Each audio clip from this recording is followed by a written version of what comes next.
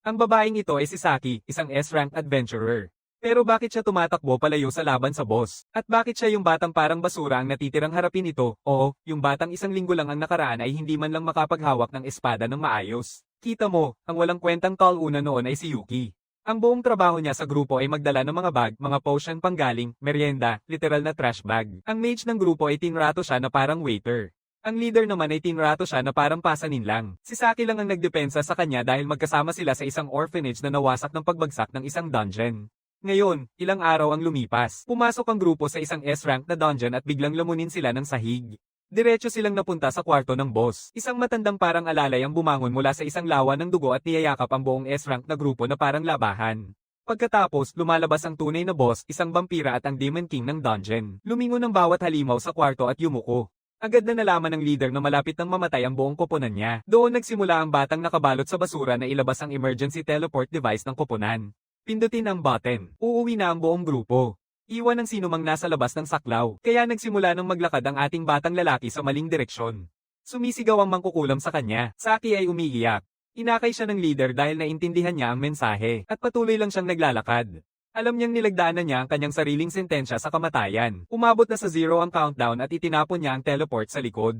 Sa ganitong paraan, naglaho ang grupo. Pero mag-isa siyang naiwan sa isang silid na puno ng mga demonyo na pinahiya lang ang isang S-rank na grupo. Pero sa halip na patayin siya, humanga ang vampira sa katapatan ng binata. Isinasakripisyo ang sarili para mailigtas ang lahat habang isang walang kwentang walang trabaho na talunan. Nabagay sa kanya dahil kailangan nila ng isang taong walang trabaho para gawin ang isang partikular na trabaho. Lumabas na hindi pala ang mga halimaw ang masama.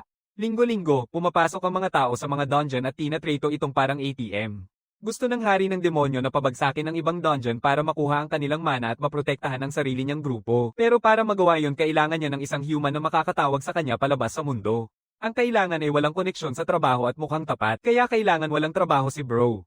Sabi ng demonyo sa ating binata na sa lakas na makukuha niya ay magagawa niyang protektahan ang kanyang mga kaalyado at tulungan ng dungeon. Parehong panig ang panalo.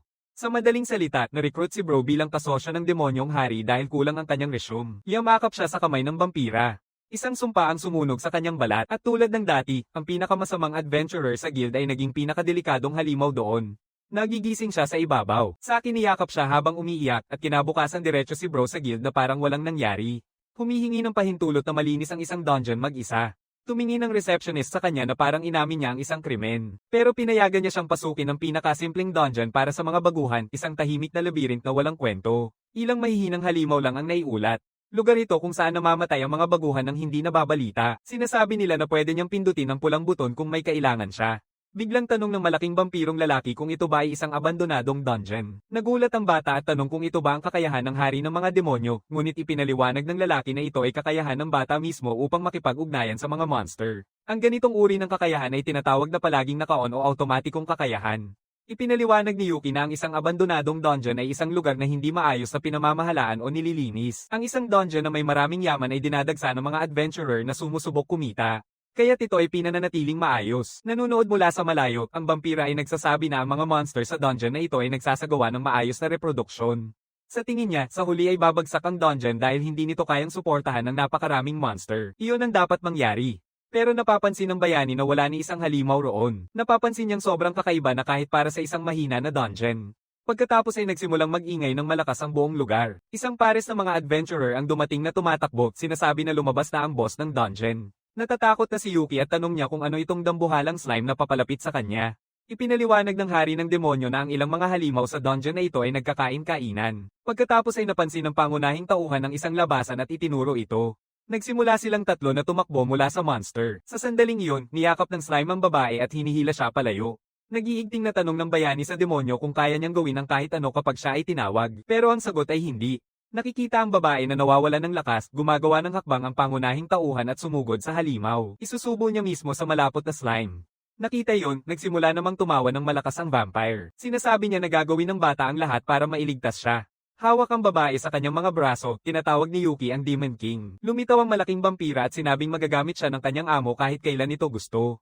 Sugatan, nagsimulang umubo ng parang katas ng prisa ang binata at pakiramdam niya ay parang nasusunog ang kanyang loob. Doon ibinibigay ng demonyo ang kanyang kapangyarihan sa bayani. Ginamit ng bata ang atakeng Chaotic Wolf Dawn at pinaputok ito sa halimaw. Ganap na winasak ito. Nagulat ang pangunahing tauhan ng mapagtanto na hindi talaga yon isang atake, para itong isang malaking sakuna. Pagkatapos matalo ang halimaw, napansin ng isa sa mga adventurer na sugatan ang bata, at sinasabi nilang kailangan siyang ilabas doon agad. Sinubukan pang ipaliwanag ni Yuki na ayos lang siya, ngunit napapahinto siya at bumagsak sa lupa. Lumipas ang ilang araw matapos ang insidente sa dungeon. Naaalala niya na ang dalawa ang nagsalba sa kanya habang nakatanggap siya ng card na nagsasabing na promote siya sa rango E. Pati na ang kanilang ini-report at dinala siya palabas ng dungeon. Hawak ang isang baso ng alak, tinanong ng vampira kung bakit mukhang malungkot ang bata, at sabi niya na ito ay dapat ipagdiwang. Pero hindi sang-ayon ng bayani, sabi niya na ang ginawa lang niya ay tawagin siya. Hindi sang-ayon ng demonyo at sinabing iyon lang ang kaya gawin ng bata. Sinasabi niya na sa sandaling iyon, tumanggi ang bata na iwan ang batang babae at walang pag-aatubiling iniligtas siya. Iniaalok niya ang alak at sinabing gusto niya ang lakas na iyon sa kanya. Pero sinasabi rin niya na problema kung palaging isang hakbang lang ang layo niya sa kamatayan. At sa susunod, dapat siyang tumawag ng iba. Si Elvina ang dapat niyang tawagan, isang undead mula sa lahi ng mga tagapaglingkod. Kinakabahan, ipinakilala ng binata ang sarili at sinabing ikinagagalak niyang makilala siya. Kaya sinabi ng babae na kaakit-akit ang binatang Ginoo pero sobra na ang pag-ibig sa unang pagkikita. Sa malamig ngunit nakakaakit na tingin, sinabi niya na wala siyang tibok ng puso dahil siya ay undead. Nagulat ang bata at nagtatanong kung normal lang ba yon, at sabi ng vampira oo. Pero ipinaliwanag ni Elvina na isa lamang itong biro ng isang patay na hindi nabuhay, at sinasabi niya na ang layunin niya ay maging abot kayang katulong. Binanggit niya na kailangang mag-level up ang bata kung gusto niyang makaiwas sa pagtawag ng kanyang Panginoon. Makalipas ang ilang sandali, ipinapakita ng zombie sa batang lalaki kung gaano siya kalakas at humanga siya rito. Naiiwasan niyang mapalaya ang isang dungeon na may ranggong E na tinatawag na pugad ng nag-aapoy na mga isa. Habang pinapanood kung paano siya kumikilos, naaalala ng bayani ang mga bata mula sa orphanage, na ikinalulugod niya ito. Pero napapansin niya na hindi humihinto ang pagtaas ng kanyang mga antas, at nagtatanong kung may magagawa siya tungkol dito. Nang marinig yun, nalito ang katulong dahil nagrereklamo siya tungkol sa pag-angat ng antas. Tinanong niya kung isang biro lang ba yun tungkol sa mga buhay na tao. Makalipas ang ilang minuto, tinanong niya kung maaari niya siyang panatilihing nakasama ng mas matagal kumpara sa Demon King. Ipinaliwanag ng zombie na ang mana na kailangan para siya itawagin ay napakalaki. Sa kabilang banda, sinasabi niya na isa siyang murang katulong sa bahay, at maaari siyang tawagin gamit ang mana ng batang lalaki. Ngumiti ang pangunahing tauhan at sinabing malaking tulong siya, na ikinahihiya siya nito. Doon napagtanto ni Yuki na hindi lang ito tungkol sa lakas, dapat maging matipid din sa mana ang mga summon. Hindi nagtagal, narating nila ang silid ng boss, at sabi ng batang lalaki, mukhang nakakatakot ang lugar. Pero biglang sumuntok ang dalaga at tuluyang winasak ang buong gate. Pagkatapos yun, sinasabi niya na dapat laging magpukpok muna bago pumasok sa isang kwarto. Nang makita ang babae, naghahanda ang knight na makipaglaban. Sinasabihan ng katulong ang kalaban na maging handog ito. Mula sa malayo, napapansin ng bayani na ang apoy sa espada ng knight ay kakaiba sa lahat ng nakita niya hanggang ngayon. Nang inig siya at tinawag si Elvina. Pero pumasok ang kanyang kasamahan at nasaktan ang mukha niya, kaya umatras siya. Nagtataka, tinanong ng zombie ang batang amo kung kailan niya napagtanto na ang apoy ay banal na elemento. Sabi ni Yuki, napansin lang niya na iba ang itsura ng mga apoy kumpara sa mga nakita nila sa dungeon noon. Sinasabi rin niya na parang liwanag ni Saki ang itsura nito. At doon ipinaliwanag ni Elvina na ang ganitong bagay ay natural na kaaway ng mga multo. Sabi niya, ang mga ganyang bagay ang nagpapakaba sa kanya. Pero sinabi lang ng bida na tigilan na niya ang pagbibiro. Biglang ginamit ng knight ang ataking tinatawag na Sanctuary of the Ring of Fire na nagkukulong sa kanilang dalawa sa apoy. Sabi ng katulong na isa pa rin siyang boss ng dungeon at mukhang hindi niya papayagang makatakas sila. Isinasaalang-alang ng pangunahing tauhan ng pagtawag sa vampire. Pero ipinaliwanag ng babae na maaari niyang panatilihin ang isang summon lamang na buhay. Kaya ang bayani ay nagsabi na kailangan nilang harapin ito. Sabi ni Elvina, kamangha-mangha ang batang amo dahil gusto niyang labanan ang halimaw kahit isa siyang tamer. Sabi ng lalaki, syempre, dahil partner niya ito. Sa gayon, seryosong sinabi ng katulong na maglalaban silang magkasama ang kanyang amo. Sabi ni Yuki, oras na para makita kung ano ang naidulot ng pag-level up nila pareho. Sinusubukan niyang tingnan ang sistema para sa kanyang bagong kasanayan. Yung dapat sana ay nakuha niya pagkatapos mag-level up. Ito ay tinatawag na masamang mata. At gamit nito, kaya niyang makita ang mga estadistika at kakayahan ng isang halimaw. Sa sandaling iyon, naisip ng batang lalaki na malapit nang umatake ang boss. Hinawakan niya ang dalaga at mabilis na umiwas sa tama. Ipinaliwanag ni Yuki ang kakayahan ng mata sa kanya at sinabing kaya nitong sabihin kung gaano kalala ang monster. Sabi ng zombie, ito ay isang pangunahing kakayahan ng tagapag-alaga ng monster. At sinasabi ng mata na ang tunay na kalikasan ng lahat ng mga monster. Pagkatapos ay pinutol siya ng bayani upang paalalahanan na paparating na ang monster. Hindi nag-aksaya ng oras ang maid, mabilis siyang sumugod at tumira ng malinis na sipa. Sa kaakit-akit na paraan, sinabi niyang kaya niyang mag-focus ng buo sa pag-atake kahit ano paman. Ngunit napagtanto nilang walang naging epekto ang tama. Gamit ang kanyang mata, nakikita ng pangunahing tauhan na ang Knight ay isang uri ng apoy na halimaw. Ipinaliliwanag niya na may maliit na fire monster na gumagalaw sa loob ng armor at ang Knight ay isang panlabas na balangkas lamang. Pagkatapos ay sinabing naayos na ang estratehiya at pinaalalahanan ng kanyang amo na huwag magpatalo sa distraction. Sa pagkakataong yun, nakita ng bayani na kumilos ang kalaban at sinabi sa katulong na tumalon sa kanan. Patuloy siyang nagbibigay ng mga utos para makaiwas ang kasama niya sa mga atake kaya naman tumama siya ng suntok diretso sa helmet ng kabalyero. Sinubukan ng halimaw na bumawi ngunit nakapag-urong ang zombie. Sabi ni Alvaine na ito ang kauna-unahang pagkakataon na naramdaman niya talaga ang tama, pero ipinaliwanag ng binata na nailagan ng Knight ang suntok. Sinubukan ni Yuki magbigay ng panibagong utos pero diretsyong sumugod ang kalaban sa kanya. Sa huling sandali, iniligtas siya ng kanyang katulong mula sa isang marahas na suntok. Nasa kanyang mga braso ang binata, sinabihan siyang gamitin ang kanyang kakayahan. Ang kanyang kakayahan ay tinatawag na tagapamahala ng buong gubat. Ipinaliwanag niya na maaaring gamitin ng pangunahing tauhan ng mga abilidad ng mga halimaw na nakakontrata sa kanya. Sinasabi nilang pinapalakas ng kasanayang ito ang kanyang mga estadistika sa maikling panahon. Magagawa ng bayani na tamaan ng halimaw nang hindi ito makaiwas, ngunit maaari lamang niya itong gamitin ng isang beses kaya delikado ito. Determinado siyang sinabing kailangan nilang tapusin ito sa susunod na atake. Biglang nagsimula ang halimaw na mag-chain ng mga suntok gamit ang espada sa isang combo. Mabilis umiwas ang zombie pero nataman pa rin ang bida. Habang nakahiga siya sa lupa, sinabi niyang huwag mag-alala ang maid at ipagpatuloy lang ang pagsunod sa mga tagubilin. Sa ganoong paraan, nakapwesto siya sa likod ng kabalyero doon ginamit ng binata ang kanyang kakayahan. Sa isang malakas na sipa, pinatalsik ng babae ang boss at sumalpok ito sa pader. Pagod na pagod, nagdiwang ang bayani na nagawa nila ito. Sabi ni Elvina na nakakaubos ng lakas niya ang kasanayan na iyon kaya uuna na siya at umaalis na nga siya. Sinasabi ng batang lalaki sa katulong na maghintay siya dahil hindi niya maigalaw ang mga paa niya pero hindi siya pinapansin ito. Makalipas ang ilang sandali, nagkita muli ang pangunahing tauhan at ang vampira at sinabi niya na halos hindi siya nakabalik. Sabi ng lalaki na mabuti na buhay pa ang bata. Nagbago ng paksa, tinanong ng bayani kung nasaan si Elvina. Sabi ng hari ng demonyo, nandoon lang siya. Nang lumapit si Yuki, nakita niya ang zombie na nakahiga sa isang bonte ng mga bulaklak. Sinasabi ng vampira na ganito nila ginagalang ang mga pumanaw at tinatanong kung iba ba ito sa mga kaugalian ng tao. Naguguluhan, tanong ng bata kung bakit nangyayari ang lahat ng ito. Sabi ng boss, isa siyang undead at ang kakayahan ng lahi nila ay ipagpalit ang pagkasira ng katawan para sa napakalakas na kapangyarihan. Naalala ng bata ang mga abilidad na nakita niya sa sistema. Nakaluhod siya ng mapagtantaw niyang buhay ng maid ang naging kapalit nito. Desperado siyang sumigaw na hindi niya kailanman hiningi na gawin iyon. Gusto lang niyang talunin ang kalaban. Sabi ng lalaki, ang batang ito ay nais protektahan ng dungeon na ito mula sa mga tao. Inis na sabi niya na ginawa lang ng babae ang pinakamabuti para sa layunin na iyon at responsibilidad niya bilang hari ng demonyo. Ngunit hindi sang-ayon ang pangunahing tauhan at sinabing siya ang may kasalanan. Dapat sana niyang pinag-isipan ito ng mabuti kaysa sumunod na lang sa plano ni Elvina. Naisip ni Yuki na dapat siyang nakipaglaban hanggang sa huli para sa mga batang nasa orphanage. Niyakap ang luha at sinabing nangyari na naman ito dahil sa kanyang kahinaan. Sumasagot ang lalaki na iyon ang dahilan kung bakit gagawin niyang sapat siyang lakas upang tawagin siya. Kaya kailangan may kasanayan upang maibalik si Elvina dahil isa siyang tagapag-alaga ng mga halimaw. Sabi ng vampira na wala at ipinaliwanag na ang papel ng tamer ay gamitin ng mga monster at dahil dito, hindi sila bumabalik. Nalungkot ang batang lalaki nang marinig niya yon. Bigla na lamang may isang tao na dumating at sinabing huwag maging masyadong mapanakit ang lalaki. Nang makita kung sino siya, sinabi ng vampira na tapos na nila ang usapan tungkol dito. Sabi ng babae, hindi kasama ang batang ito sa pinag-usapan nila. Sa sandaling iyon, ginamit ng bida ang kanyang masamang mata para suriin siya. Ang pangalan niya ay May. Isa siyang katulong na may banal na katangian at may kakayahang muling buhayin. Nang makita na nabigla ang batang lalaki sa nakakatakot na ngiti, tinanong niya kung interesado siya sa paraan ng muling pagkabuhay. Hindi pa rin makapaniwala, tanong niya kung talaga niyang maibabalik ang sarili niya gamit ang skill na iyon. Nauunawaan ni May na nakikita ng bata ang kanyang kakayahan kaya hindi na niya kailangang ipaliwanag pa ito. Pero sinasabi ng bata na nakikita lang niya kung ano ang ginagawa ng kakayahan. Palaging may mga kondisyon. Sabi ng vampira na kaya lang magagawa ng batang lalaki ito ngayon at pinapakiusapan niya ang alila na ipaliwanag ang lahat. Kaya ipinakikilala ng babae ang sarili bilang si May, ang punong katulong. Sabi niya siya ang nangangasiwa sa pag-aalaga sa lahat sa dungeon at sa paghahanda para sa mga muling pagkabuhay. Dagdag pa niya na ang mga tao ay pumupunta para pumatay ng mga halimaw at ang trabaho niya ay para maging pananggalang kapag may nangyaring mali.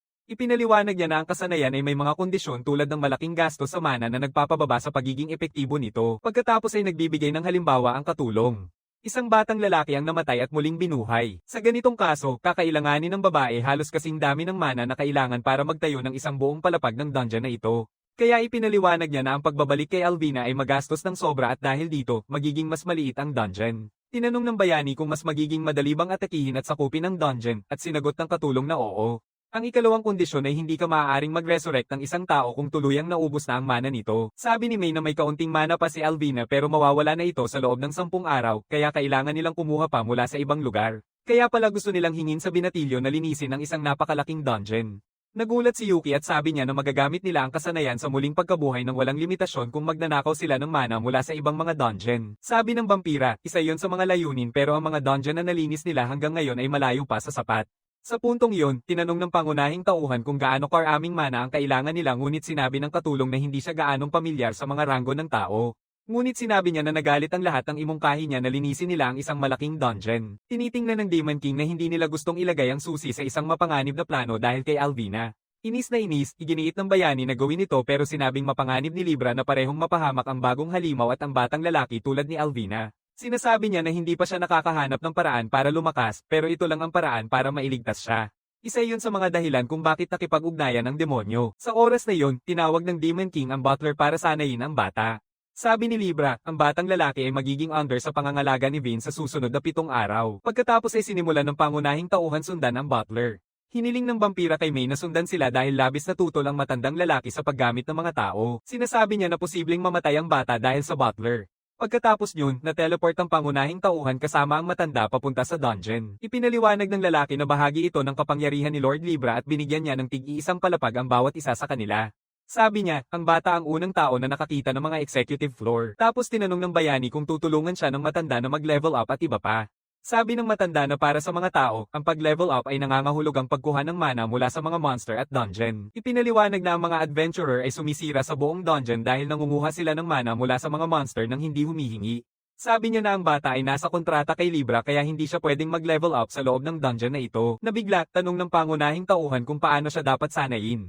Biglang may isang espada na itinapon sa kanyang mga kamay. Sabi ni Vince na marami pang dapat ituro at hanggang ngayon ay wala pang nagagawa ang bata.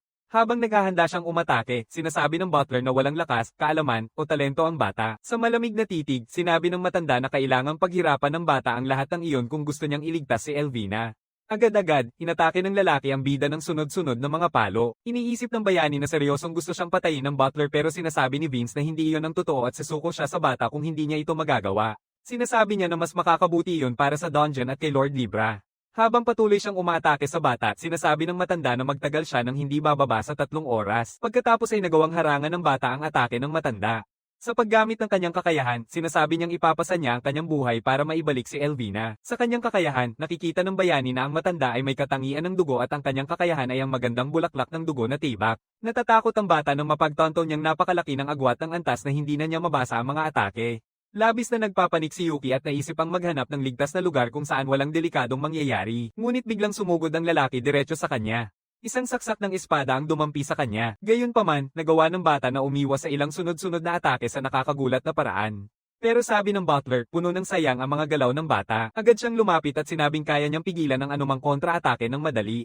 Ipinaliwanag din niya na masyadong mabagal magdesisyon ng bata at natatagalan ito sa pag-iisip ng susunod na galaw. Pagkatapos ay muling umatake ang matanda ngunit umiwas ang bayani. Sinubukan ng bata ang isang diretso ngunit umiwas din ang kalaban niya. Pagkatapos, sinabing walang silbi ang pagmamadali dahil pareho pa rin ang kalalabasan. Kaya't sumugod siya ng diretso sa harap gamit ang kanyang espada. Pero napansin niya na naiblock ng bata ang atake at sinabi niya na medyo gumanda na ang galaw ng bata kaya ipinaliwanag ng bayani na pinanood niya kung paano gumagalaw ang espada ng kalaban at natutunan ng pinaka-epektibong paraan para ito mablock. Buong tapang, sinabi ni Yuki na hindi lang ito tungkol sa mga stats. Ang matang ito ang nagpapahintulot sa kanya na kopyahin ang galaw ng katawan ng isang halimaw. Sabi ng lalaki, naiintindihan niya ang ibig sabihin ng bata pero hindi pa rin ito sapat. Habang nakikipaglaban siya, ipinaliwanag niya na magkaiba ang kanilang mga estruktura ng katawan kaya nagkakaiba rin ang kanilang kakayahan sa espada. Nababalisa, napagtanto ng bayani na matagal nang nagpipigil ang kalaban niya. Pagkatapos, nagpakawala ang lalaki ng isang mabigat at makapangyarihang atake, sabay sabing matagal na niya itong ginagawa. Nag-aalala ang bida nang mapansing napapagod na ang kanyang mga braso at binti, at patuloy na dumarami ang babala ng panganib. Bukod pa rito, napansin niyang hindi ginamit ang mana sa huling atake. Puro kasanayan lang sa espada yon. Sinubukan ng bata na umatake pabalik pero umiwas ang matanda. Habang umaatres ang lalaki, naghahanda siya ng panibagong atake at sinabihan ng bata na oras na para subukan siya isang nakakatakot na pulang aura ang nagsimulang lumabas sa kanyang espada. Biglang lumitaw ang maraming babala ng panganib at nagsimulang kabahan ng bida. Nakaluhod siya at iniisip na kailangan niya ng totoong impormasyon tungkol sa kakayahan ng kalaban, hindi lang mga abiso ng panganib. Doon ginagamit ng alalay ang kanyang kakayahan. Sa aktibasyon nito, sinusubukan ng bata na hulaan ang atake at magdepensa. Pero hindi ito gumana at tuluyang napahandusay sa sahig. Matapos ang ilang sandali, nagising siya. Nakaupo sa isang upuan, sinabi ng butler na tuluyang nagising na ang bata. Pagkatapos ay sinabihan niya siyang sumunod sa kanya. Naguguluhan ng bata dahil sigurado siyang hinarap niya ang kasanayang iyon ng direkta, kaya nakakapagtaka na hindi siya nasaktan. Ipinaliwanag ng lalaki na pinagaling siya ni May at hindi naman ito gumamit ng maraming mana dahil buhay pa siya. Sa kanyang isipan, naaalala ng matanda kung paano sinubukan ng bata na agawin ang kanyang teknik sa huling sandali. Naiisip niya ito at ngumiti dahil nagpasimula ito ng kanyang interes sa bata. Habang naglalakad sa mansyon, sinasabi ni Vince na magpaprakti na sila ng seryoso. Pumasok siya sa isang kwarto, ipinakita ang maraming mga halimaw, at sinabing haharapin ng bata ang lahat ng ito. Sinabihan niya ang bata na tratuhin silang maingat. Sabi ng bida, hindi niya inakalang masasanay siya rito pero tinatanggap niya ang hamon. Ang hindi niya inaasahan ay ang hamon ay ang maglingkod ng tsaa sa mga halimaw. Ipinaliwanag ng butler na ang isang first-class na kawal ay hindi nasasayang ng kahit isang galaw, bawat aksyon ay pinapahusay. Kaya ang trabahong ito ay perpekto para alisin ang nasasayang na galaw dahil ito ay isang gawain na hindi mo pwedeng magkamali. Sabi niya, kailangan matutunan ng bata na kontrolin ang buong katawan niya at na ang kasanayan ay lumalago depende sa kung paano niya ito ginagamit. Sinasabi ni Vince na iba't ibang uri ng mga halimaw ang narito sa selo-salo at kailangang alamin ng bata kung ano ang gusto ng bawat isa kaya nagpa siya ang pangunahing tauhan na panoorin ang galaw ng butler at gayahin ito. Ngunit nahihirapan ng bata na hawakan ng ilang pinggan sa isang kamay kaya't bumabagsak niya ang lahat sa sahig habang nililinis niya ang kalat na pagtanto niyang napakahirap gayahin ang ginagawa ng alalay. Kaya nagpa siya siyang iangkop ang ginagawa ng matanda sa sarili niyang estilo. Lumipas ang 2 araw, sinabi ng isa sa mga halimaw sa baguhan na gusto siya ni Lord Vent at ibig sabihin malakas talaga ang bata. Nag-aatubili ang bata na sabihin na hindi siya malakas pero magsisimula na siya ngayon. Agad na umatake ang halimaw at sinabing tutulungan niya siyang mag-ensayo. Ngunit madali namang nakakaiwas ang pangunahing tauhan sa mga tama ng walang kahirap-hirap. Nakatama siya ng kanan na siko sa monster. Sa ika-4 na araw ng trabaho, nakakita ang bayani ng isang monster na may malamig na pakiramdam na napakabait at pinapalibutan niya ang kanyang customer ng isang kumot na may nakakaakit ng ngiti. Iniaalok niya ang monster ng isang bagay na mainit.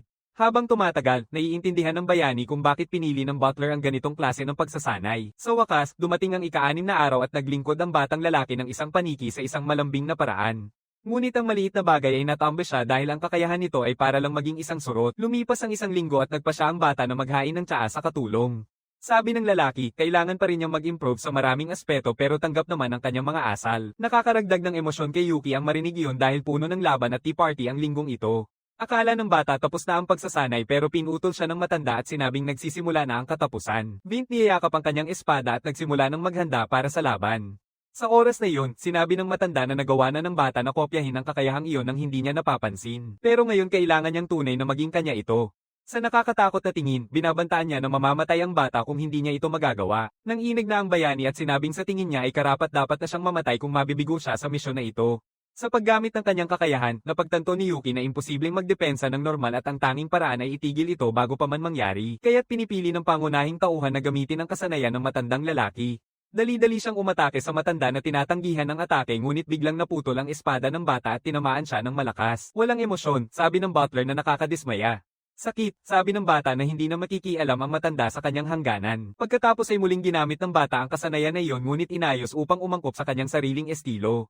Nakita ito ng matanda na labis na nagulat. Walang takot na sumugod ang bayani at sinabing mananalo siya basta magpaputok lang siya ng maraming suntok. Sumugod siya ng direkta gamit ang kanyang espada pero nilalabanan siya ng butler. Sinasabi ng lalaki na kahanga-hanga ang batang lalaki. Pero ipinaliwanag niya na hindi nakakayanin pa ng bata. Sa sandaling iyon, napagod ang bayani at nahulog sa mga bisig ng kanyang amo. Nahulog ang kanyang telepono mula sa bulsa ngunit pareho na silang umaalis. Si Saki ay nagte-text sa kaibigan niya na nakakita siya ng isang bagay tungkol sa investigasyong hiniling niya. Nag-aalala siya at nagtatanong kung magiging okay si Yuki dahil baka masyadong mahirap ang isang B-rank na dungeon. Makalipas ang ilang sandali, sinabi ng bayani na sa susunod na araw ay haharap siya sa isang dungeon. Ipinaliwanag ng katulong na hindi pa ganap ang estilo ng bata ngunit aminin na medyo gumanda na siya sa paggamit ng espada. Pinagtataka pa rin ni Libra kung talaga bang pwedeng pumasok ang isang batang E-rank sa dungeon na iyon. Sabi ni Yuki na sasama lang siya sa grupo ng investigasyon. Tinanong ng lalaki tungkol sa kontratang pipirmahan ng bata. Sabi ni Yuki, iniisip niyang pumirma sa kanila at lahat sa silid ay nagulat. Makaraan ng ilang sandali, sa guild ng mga adventurer, nakatagpo ni Saki ang kanyang kaibigan. Tinanong niya kung nagsimula na itong mag-aral gamit ang espada at tinanong niya kung paano niya nalaman. Humihingi siya ng paumanhin sa pagtatanong ng isang bagay na ganito kahirap pero sinasabi niyang ayos lang. Medyo nahihiya siya nang sabihin na nakakaluwag ang pakiramdam na may kakilala siyang malapit. Biglang may isang lalaki na tumawag kay Saki. Sabi niya sa lahat na magmadali na para makapagsimula na ang raid. Tinanong ng bata kung kasali ba yung lalaki sa grupo nila at sinabi ni Saki na hindi. Ipinaliwanag niya na isa siyang volunteer na tinanggap ang hiling ng guild. Tinitingnan ni Saki at sinabing gusto lang nilang tumaas agad ang rango kaya ginagamit nila ang isang S-rank tulad niya para kumita sa resulta. Nag-aalalang tanong ng volunteer kung A-rank ba ang bayani dahil kasali siya sa grupo ni Saki. Pero sinasabi ni Yuki na A-rank siya talaga. Nang marinig yun, sinimulan siyang pagtawanan ng lalaki dahil mas mababa siya sa kanyang antas. Sinabihan ng volunteer si Saki na iwan na lang ang bata at isama ang grupo niya dahil B-rank sila. Pero sabi ni Saki, nakadalawang dungeon ng mag-isa ang kaibigan niya. Matapos marinig na nagtatanong ang dalawang kasapi kung bakit I-rank lang ang bata, naiinis ang B-rank na lalaki dahil plano niyang gabayan siya sa isang clear at tumaas sa A-rank. Masisira ang plano kung may isang tao na kayang malinis ang lahat mag-isa. Pagkatapos, diretso nang sinabi ni Saki na ang dungeon na kanilang iniimbestigahan ay ang Sealed Wish Cave. Ipinaliwanag niya na karaniwang tinutukoy ang rango ng dungeon batay sa kung gaano kalala ang boss. Nagtataka si Yuki kung paano malalaman kung mapanganib ang boss. Kaya binubuksan ni Saki ang isang mapa at sinasabi na malalaman nila ito sa kung gaano kakomplikado ang dungeon. Panuntunan numero 1, mas malakas ang boss mas lumalaki at nagiging mas komplikado ang bawat palapag. Batas na pangalawa, mas malakas ang boss mas marami ang palapag bago marating ang kanyang kwarto. Bukod dyan, mas maraming paraan ang ginagamit ng boss para protektahan ang sarili, mas mahirap ang dungeon. Matapos suriin, tinukoy ni Saki na B-rank lang ang dungeon na ito dahil may 20-second palapag lang, pero tumutol ang kaibigan niya dahil hindi pa rin nila makita ang boss floor kahit saan sila maghanap. Biglang isang uri ng halimaw ang umatake sa grupo. Nakapagpaputok ang voluntaryo at nagsimula ng magpasikat para sa babae. Nahihiya siyang sinabing hindi bahagi ng investigasyon ng panghuhuli ng mga monster. Pero patuloy pa rin sa pagpapasikat, sinasabi ng lalaki sa E-rank na wala siyang nagawang anuman. Ngunit bigla siyang huminto nang mapagtanto na may napakalaking halimaw sa kanyang likuran. Isa itong dambuhalang golem na gawa sa bato. Saki at Yuki ay mabilis na umatake sa monster. Ginamit ng heroine ang kanyang kasanayan na Shining Slash at winasak ang kalaban sa isang suntok lang. Inisnaban niya na hindi niya kailangan ng kanilang lakas sa laban at hinihiling na mag-focus na lang sila sa investigasyon. Nag-alala ang bayani at humingi ng paumanhin, sinabing sinubukan niyang i-timing ang kanyang atake para hindi siya makaabala sa kanyang kaibigan. Nabigla si Saki at tinanong kung nakasabay niya ang kanyang atake sa kanya, sumagot ang bata na oo at medyo mahirap daw gawin yon.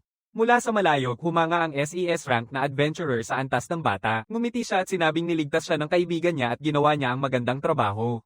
Pagkatapos ay sinabihan niya silang iwan na lang ang away sa kanya at hiniling sa batang lalaki na mag-focus lamang sa investigasyon. Nakita na naiinis ang volunteer at nagpasya siyang hanapin ang kwarto ng boss mag-isa upang patunayan ang kanyang halaga.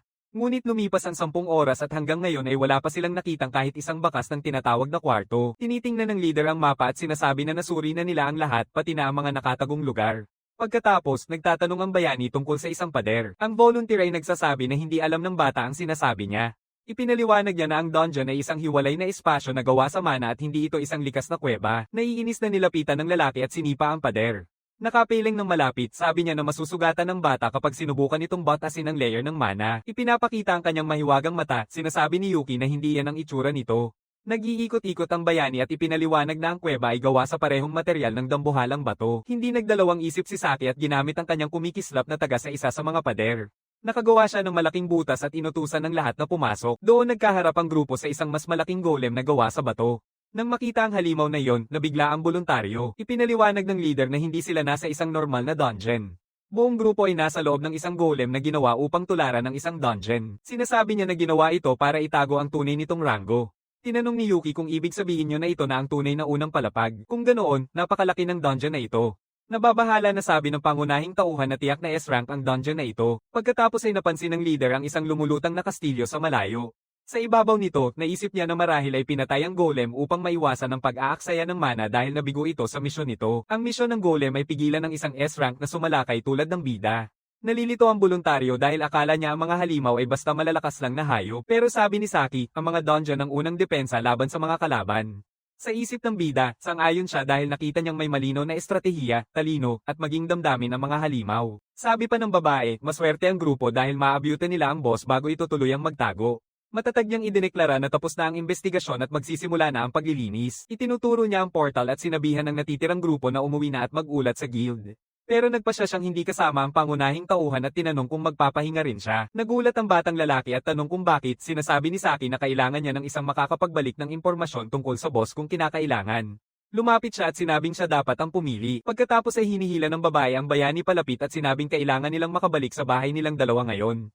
Nakayuko ang ulo, pumayag ang pangunahing tauhan. Iniisip ang mga mahal niya sa buhay, sinabi niyang hindi na siya papayag na may mamatay pa. Buong determinasyon, binuhat ng bidang babae ang kaibigan niya.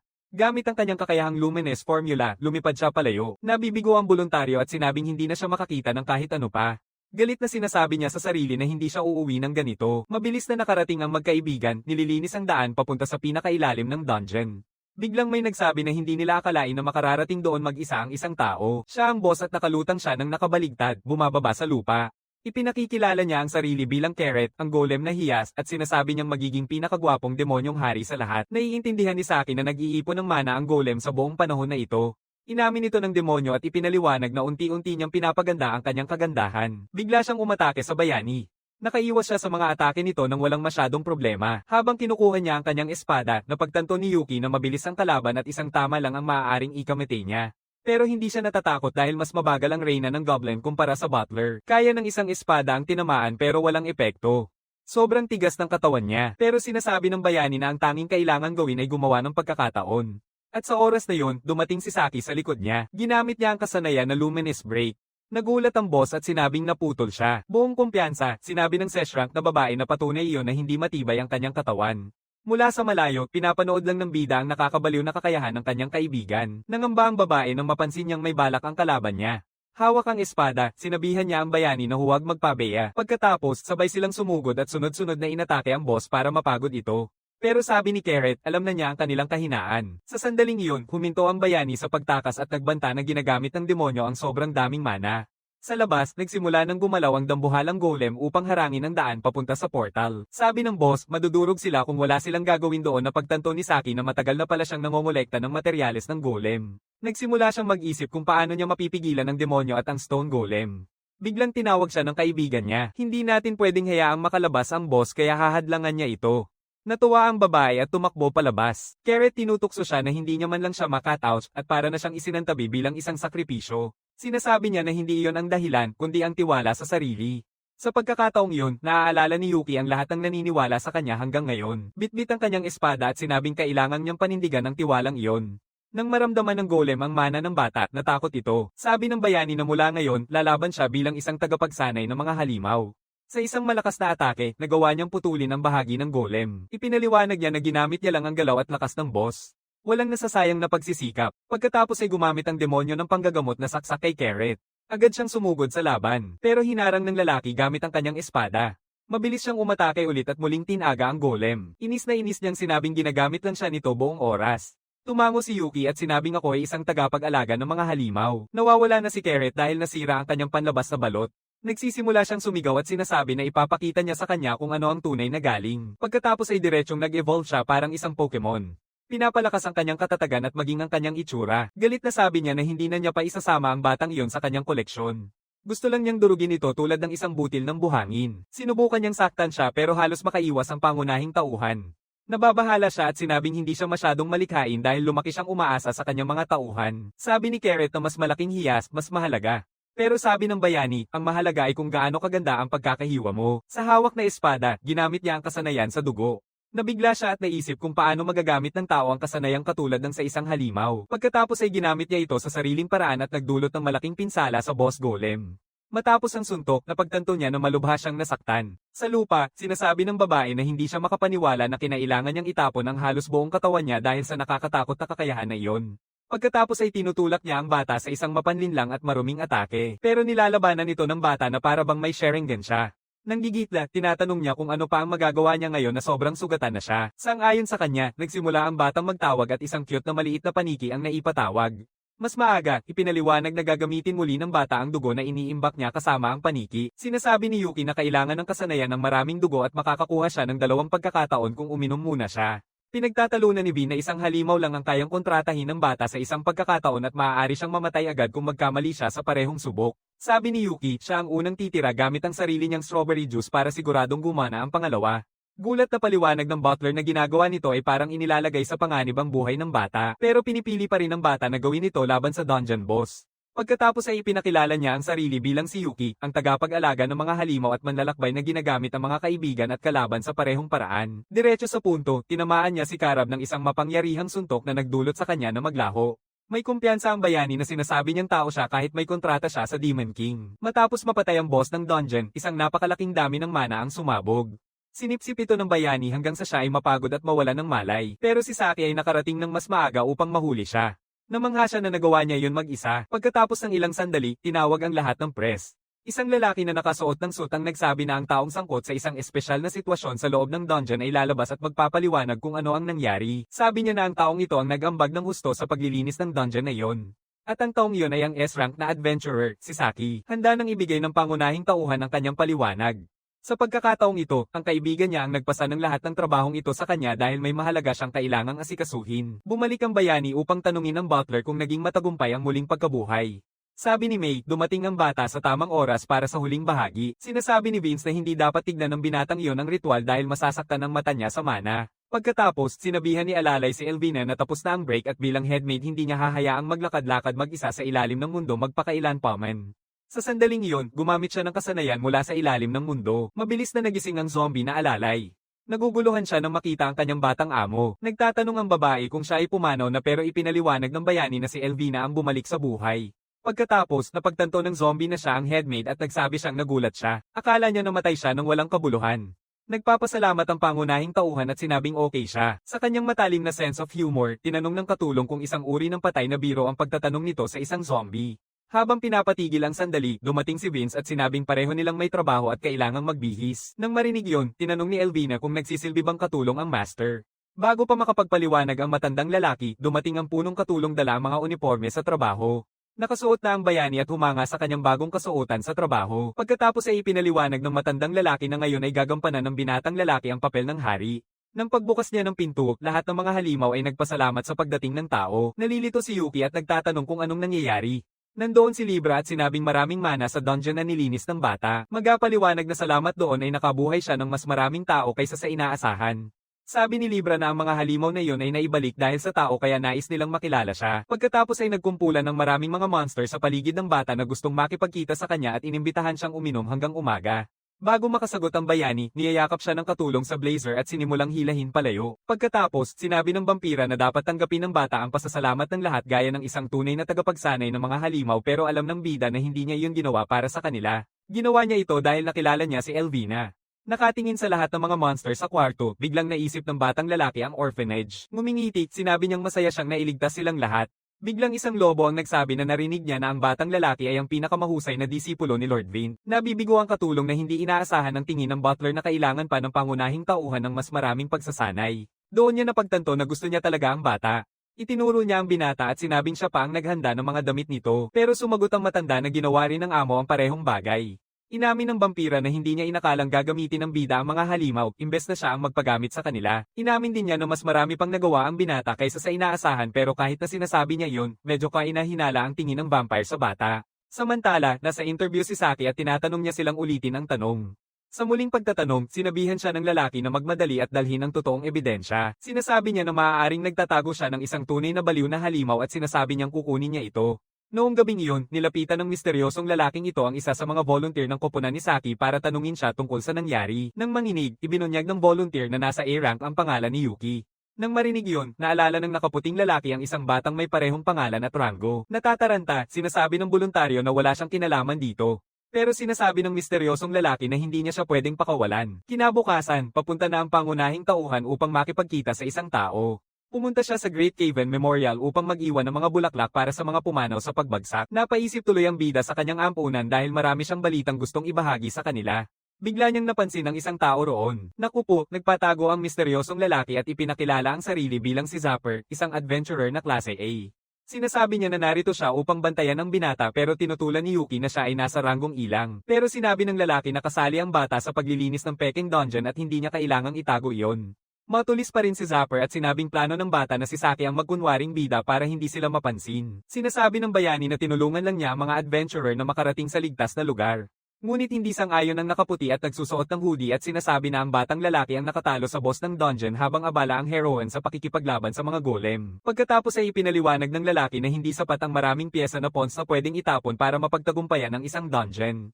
Sinasabi niya na kailangan mo ng magagandang armas kung gusto mong kumita ng totoong pera. Nang marinig na akala ng bayani na gusto sumali ng nakaputi sa grupo, pinuna ni Zapper na mag-isa lang ang bata at may hangganan ang magagawa mo nang walang sumusuporta sa'yo. Sabi niya, iba ang lahat kapag may kasama ka at inanyayahan ang bata na sumali. Kinakabahan, nagpasalamat ang bida sa alok pero sinabi niyang hindi pera ang habol niya sa mga dungeon. Maingat na sinabi ng lalaki na tinanggihan siya at wala na siyang magagawa tungkol dito. Ngunit biglang nagbago ang kanyang mukha at sinabi niyang kailangan niyang gumamit ng karahasan. Hinaampas niya ng apoy na martilyo ang bayani na halos makaiwas na lamang. Nasunog ang mga bulaklak sa huli. Inisumbong ni Yuki na tumigil na siya dahil isang sementeryo ang lugar na ito. Nakaayos ang salamin niya, sabi ng nakatapis na lalaki na ilegal ang paggamit ng mahika sa ibabaw, pero ang pagtanggi sa alok niya ay mas malaking kasalanan. Pagkatapos ay nagawang pigilan ng bata. Inilagay ni Zapper ang kamay sa mukha ng bata at ginamit ang kanyang kasanayan na ice binding. Sabi ng lalaking may uban, ang bayani ay nilikha para sakupin ang mga dungeon. Pagkatapos, pinalo niya ang bata sa ulo at sinabing papasok siya sa bawat dungeon na susuriin ng bata. Tinawag ni Zapper ang sarili niyang skill killer at sinabing hindi banta ang mga adventurer. Kaya pwede nang umiyak ang bata sa guild. Habang umaalis siya, sinabi niyang maghihintay siya ng mas magandang sagot bago mamatay ang binata.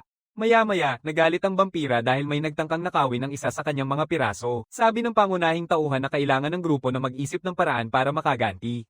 Sinabi ni Vince na nagkamali ang bata dahil hindi siya nagdala ng espada, pero iginiit ng bata na day off niya iyon at dahil mababa ang level niya, madalas siyang pagdudahan ng mga tao. Pero aminin niya na matatalo siya kahit paano dahil kailangan niyang malaman kung paano haharapin ang mahika na iyon. Pagkatapos sinabi ni Libra na ang bata ay isang tagapag-alaga ng halimaw kaya kailangan niya ng isang mahusay na halimaw na marunong gumamit ng mahika. Dumating noon isang halimaw na ang pangalan ay Makina Metsuya, isang elf. Sabi ng vampira na walang nakakaintindi ng mahika ng mas mahusay kaysa sa kanya. Pagkatapos, nililakad ng elf ang bayani sa kanyang palapag at sinabing hindi niya matiis ang matandang butler. Sabi ni Yuki, hindi pa niya nakikita ang babae sa mga tea party. Inis na inis ang babae at sinabing hindi siya pupunta sa isang party ng paniki at hindi pa siya 1,000 taon. Sinasabi niya na 1,499 pa siya. Bigla siyang lumapit na parang in love at sinabi na magagalit ang matanda kung gagawin niyang mas malakas ang kanyang disipulo kaysa sa kanya. Habang nagkukwento siya ng sarili niyang kwento, sinabi niyang magseselos ang butler kung mapalapit sa kanya ang kanyang disipulo, para bang naging isang bawal na pag-ibig ang lahat. Pagkatapos, nagpalit siya ng paksa. Sasabihin ng elf na tutulungan niya ang bata na matutunan ng mahika pero kailangan ng masigasig na pag-aaral. Pagkatapos ay ipinapakita niya ang isang malaking aklatan at tinatanong ng bayani kung kailangang basahin niya lahat iyon. Sabi ni Makina na mas marami pa dyan at karamihan sa kanyang palapag ay halos gawa sa mga libro. Sabi niya na siguro hindi pa alam ng batang lalaki kung ano ang magic pero pinagtatalunan niya na ang magic ay yung bagay na ginagamit mo ang mana. Bigla siyang yumuko at tanong kung ano ang kaibahan ng mahika at ng kasanayan. Pagkatapos ay ipinaliwanag niya na ang mga kasanayan ay personal na teknik habang ang mahika ay pangkalahatan. Sinasabi niya na nahahati ang mga kasanayan sa 3 uri. Ang unang uri ay mga kasanayang nakukuha mula sa iyong trabaho. Ang ikalawang uri ay natatanging kakayahan ng lahi. At ang ikatlong uri ay mga kakayahan na lumalabas kapag ang isang teknik na iyong napag-aralan ay naabot ang mas mataas na antas. Sinasabi niya na sa katotohanan, lahat sila ay pawang mga panlilinlang na epektibo lamang dahil sa katawan, pagsasanay, at talento ng gumagamit kaya minsan hindi mo sila pwedeng gayahin. At minsan, magkapareho lang ang itsura ng dalawang kakayahan pero magkaiba pala ang laman nito. Tinanong niya kung naranasan na iyon ng lalaki at sinabi niyang natutunan niya iyon sa mahirap na paraan. Pagkatapos ay binibigyang diin niya na kung dalawang tao ang gagamit ng parehong mana at aawitin ang spell ng pareho, makakakuha sila ng parehong resulta. Ito ay isang universal na walang hanggang batas. Pero sabi ni Makina, may isa pang problema. May mga tao na talagang hindi kayang gumamit ng mahika. Sinasabi niya na mahirap talaga ang pag-chant.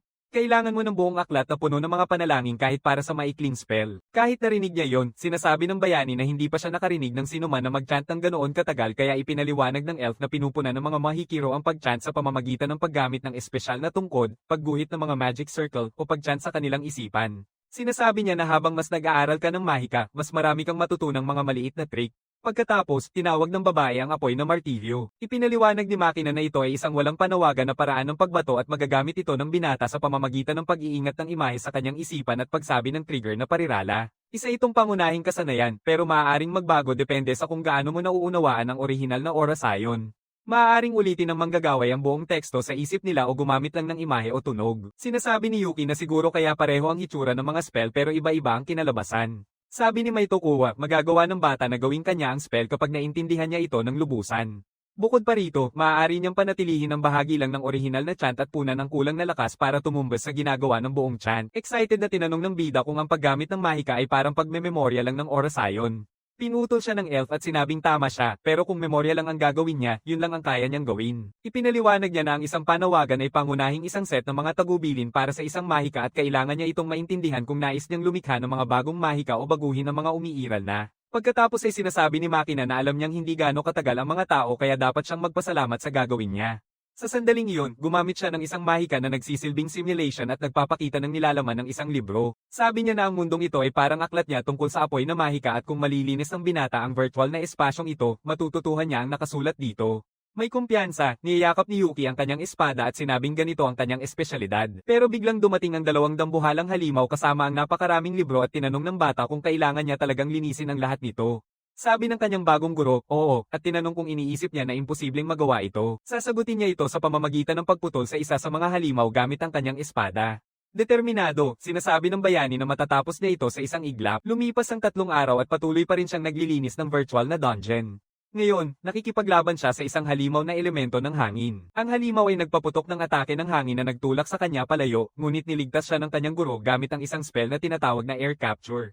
Seryoso, sinabihan niya ang kanyang unang estudyante na wala talaga siyang talento para dito. Naiinis, sinabi ng pangunahing tauhan na maintindihan na niya kung bakit karamihan sa mga adventurer ay hindi nananampalataya dahil sa laban, nakalantad ka ng husto. Sinasabi ng elf na ang mahika ay hindi ginawa para sa laban, kundi para lokohin ang mundo at baguhin ito ayon sa nais mo.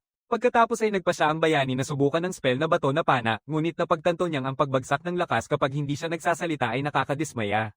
At sinasabi ng kanyang guro na dito talaga nagkakaroon ng pagkakaiba-iba ang mga tao. Sinasabi niya na napakasama niya sa pagpuno ng mga kulang na bahagi gamit ang imahinasyon, at wala namang lakas ang kahit anong elemento niya kapag hindi siya nagsusumamo. Sa isip niya na sa ganitong paraan, hindi niya kailanman matatalo si Zapper dahil kahit anong spell ang piliin nito bilang panlaban, mabilis pa rin itong maitatapon, sinusubukang manatiling positibo. Sabi ng elf na siguro ang susunod na spell ng hangin ang magiging forte ng pangunahing tauhan. Habang nagpapatuloy ang pagsasanay, pumayag si Yuki na baka makakita siya ng isang bagay na talagang magaling siya, pero naisip din niya kung meron bang element si Zapper na hindi siya magaling. Samantala, sa isang kampo, nakatanggap ang lalaking may kulay abo ang buhok ng balita na may tao sa isang S-rank na dungeon. Ito ang parehong dungeon kung saan napilitan ng grupo ng mga bayani na umatras dahil sa 2 S-rank na adventurer. Kaya nagpa siya ang leader na pumasok. Nagpanik ang mga kasama niya at pilit siyang pinipigilan, sinasabing masyadong delikado. Sang-ayon siya na delikado ito, pero parang wala siyang pakialam. Biglang, isang dambuhalang uod ang bumaba mula sa langit para durugin sila. Sumugod ito sa lalaking may hood na hindi man lang natinag o nagtangkang tumakbo. Kalma at kumpiyansa, sabay-sabay nagcast si Zapper ng multi-elementong spell at pinakawalan ito sa halimaw. Pinapawi ito, isang kasapi ang nabigla nang makita ang walang panawagang pagbato gamit ang lahat ng elemento. Ipinaliwanag ng leader na ang mga dungeon na S-class ay mapanganib, kaya kailangan nilang habulin ang isang tao bago siya sumadsad ng mas malalim. Sinasabi ng iyong tauhan ng pinsalang dulot ng ood sa koponan pero hindi ito pinapansin ng iyong boss. Sabi niya hindi siya mag-aaksaya ng mana sa kakulangan. Sabi ng lalaki, iniipon niya ito para gamitin sa isang espesyal na bagay ang tinutukoy ay ang pangunahing tauhan. Samantala, sa pagsasanay, sinabi ni Makina sa kanyang unang alagad na wala talaga siyang talento. Nakahiga sa lupa, nagsimula siyang umiyak, sinasabi na sa huli ay hindi siya nakapagcast ng kahit isang spell. Sabi ng elf, pangit ang bata pagdating sa pangunahing mga elemento, kaya hindi na sulit subukan ang mas maliliit na bagay tulad ng mga insekto. Tumayo si Yuki at sabi niya, kakayanin niya na ang meron siya. Nang marinig yun, pinagalitan siya ng kanyang guro at sinabing hindi pa nga sila umaabot sa unang yugto ng pagsasanay at buong sigasig niyang sinabi. Ang mahika ay parang muling pagsusulat ng mundo ng mga tao, pati na rin ang karaniwang pag-iisip.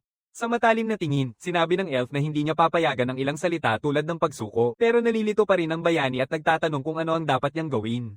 Pinutol siya ni Makina at sinabing madali lang ito, at nagawa na rin niya ito dati kasama yung matandang lalaki. Ngumiti siya at sinabing hatiin niya ang mga bagay at gumawa ng bagong batas. Sabi niya, ang susunod na hakbang ay ang praktikal na mahika at natutunan na niya ang sapat na teorya. Kaya tinatanong ng bata kung ang ideya ay lumikha ng isang bagong spell na talaga niyang magiging magaling at sinasabi niya na oo. Sinasabi ni Makina na kailangan niyang gamitin ang purong instinct para ilipat ang mana at baguhin ang mundo upang tumugma sa isang support chant. Nagsasalita pa siya nang biglang may isang bagay na kumukuha ng kanyang pansin. Nang makita niya kung ano ito, nagsimula ang mago na mag-cast ng tubig na mahika. Ang dumating ay si Zapper na nag-cast ng apoy na mahika. Nervyos, tanong ng pangunahing tauhan kung bakit nandito ang lalaking iyon. Sabi niya mukhang sinundan ng bata. Gamit ang magic circle, sinabihan siya ng guro na huwag umasa sa mga summons. Lutasin ito gamit ang magic. Bigla, na-teleport ang bida sa isang hindi kilalang palapag. Lumitaw ang lalaking may hood at sinabi na talagang tinatago ng bata ang kanyang lakas. Tinanong niya kung may sagot na ang bata ngayon, hindi man lang binibigyan ng pagkakataong sumagot. Pinaputukan siya ng lalaki ng spell ng tubig at nakaiwas siya. Sabi ni Zapper, ang mapanlaban na tingin ng bida ay nagsasabi ng lahat. Ngayon, umatake siya gamit ang Earth Element spell pero hinarang ito ni Yuki gamit ang kanyang galing sa espada. Nang makita yon, nagulat ang lalaking may kulay abo ang buhok. Pagkatapos ay gumamit siya ng spell na putik na nagsimulang hilahin pababa sa hero. Nang nagpanik, nagsimula ang bata na mag-cast ng isang binigkas na spell. Pero ginamit ng kalaban niya ang isang hangin na martilyo bago matapos ang spell. Sabi niya, hindi espesyal ang mahika ng bata kung kailangan pang mag-chant. Pagkatapos, tumayo ang bayani at sinabing kailangan niyang gumawa ng bagong spell. Wala siyang magagawa. Inaatake ng pangunahing tauhan ng mangkukulam. Gamit ang kanyang espada na gawang mapalapit ng bata. Pero gumamit ng kidlat na mahika ang lalaking may hood at tinamaan siya pabalik. Sa kanyang isipan, naisip niya na isang himala ang hindi pa nagpakita sa kanyang buhay. Lahat ay umalis at hindi na sila bumalik. Biglang bumagsak ang mga bato dahil sa mahika ng hangin. Ginamit ng bayani ang pagkakataon para tumakbo at magtago. Pagod na pagod siya at malapit ng sumuko. Pero may boses na biglang pumasok sa isip niya, tinatawag siyang unang alagad. Nagulat si Yuki at nagtatanong kung saan ito nagmula, sabi ng kanyang guro na ito ay kanyang mahika. Sabi niya na ang bata ay nasa pinakamataas na antas pagdating sa kaalaman. Ngunit ang kulang sa kanya ay ang pagtukoy kung anong uri ng spell ang nais niyang likhain.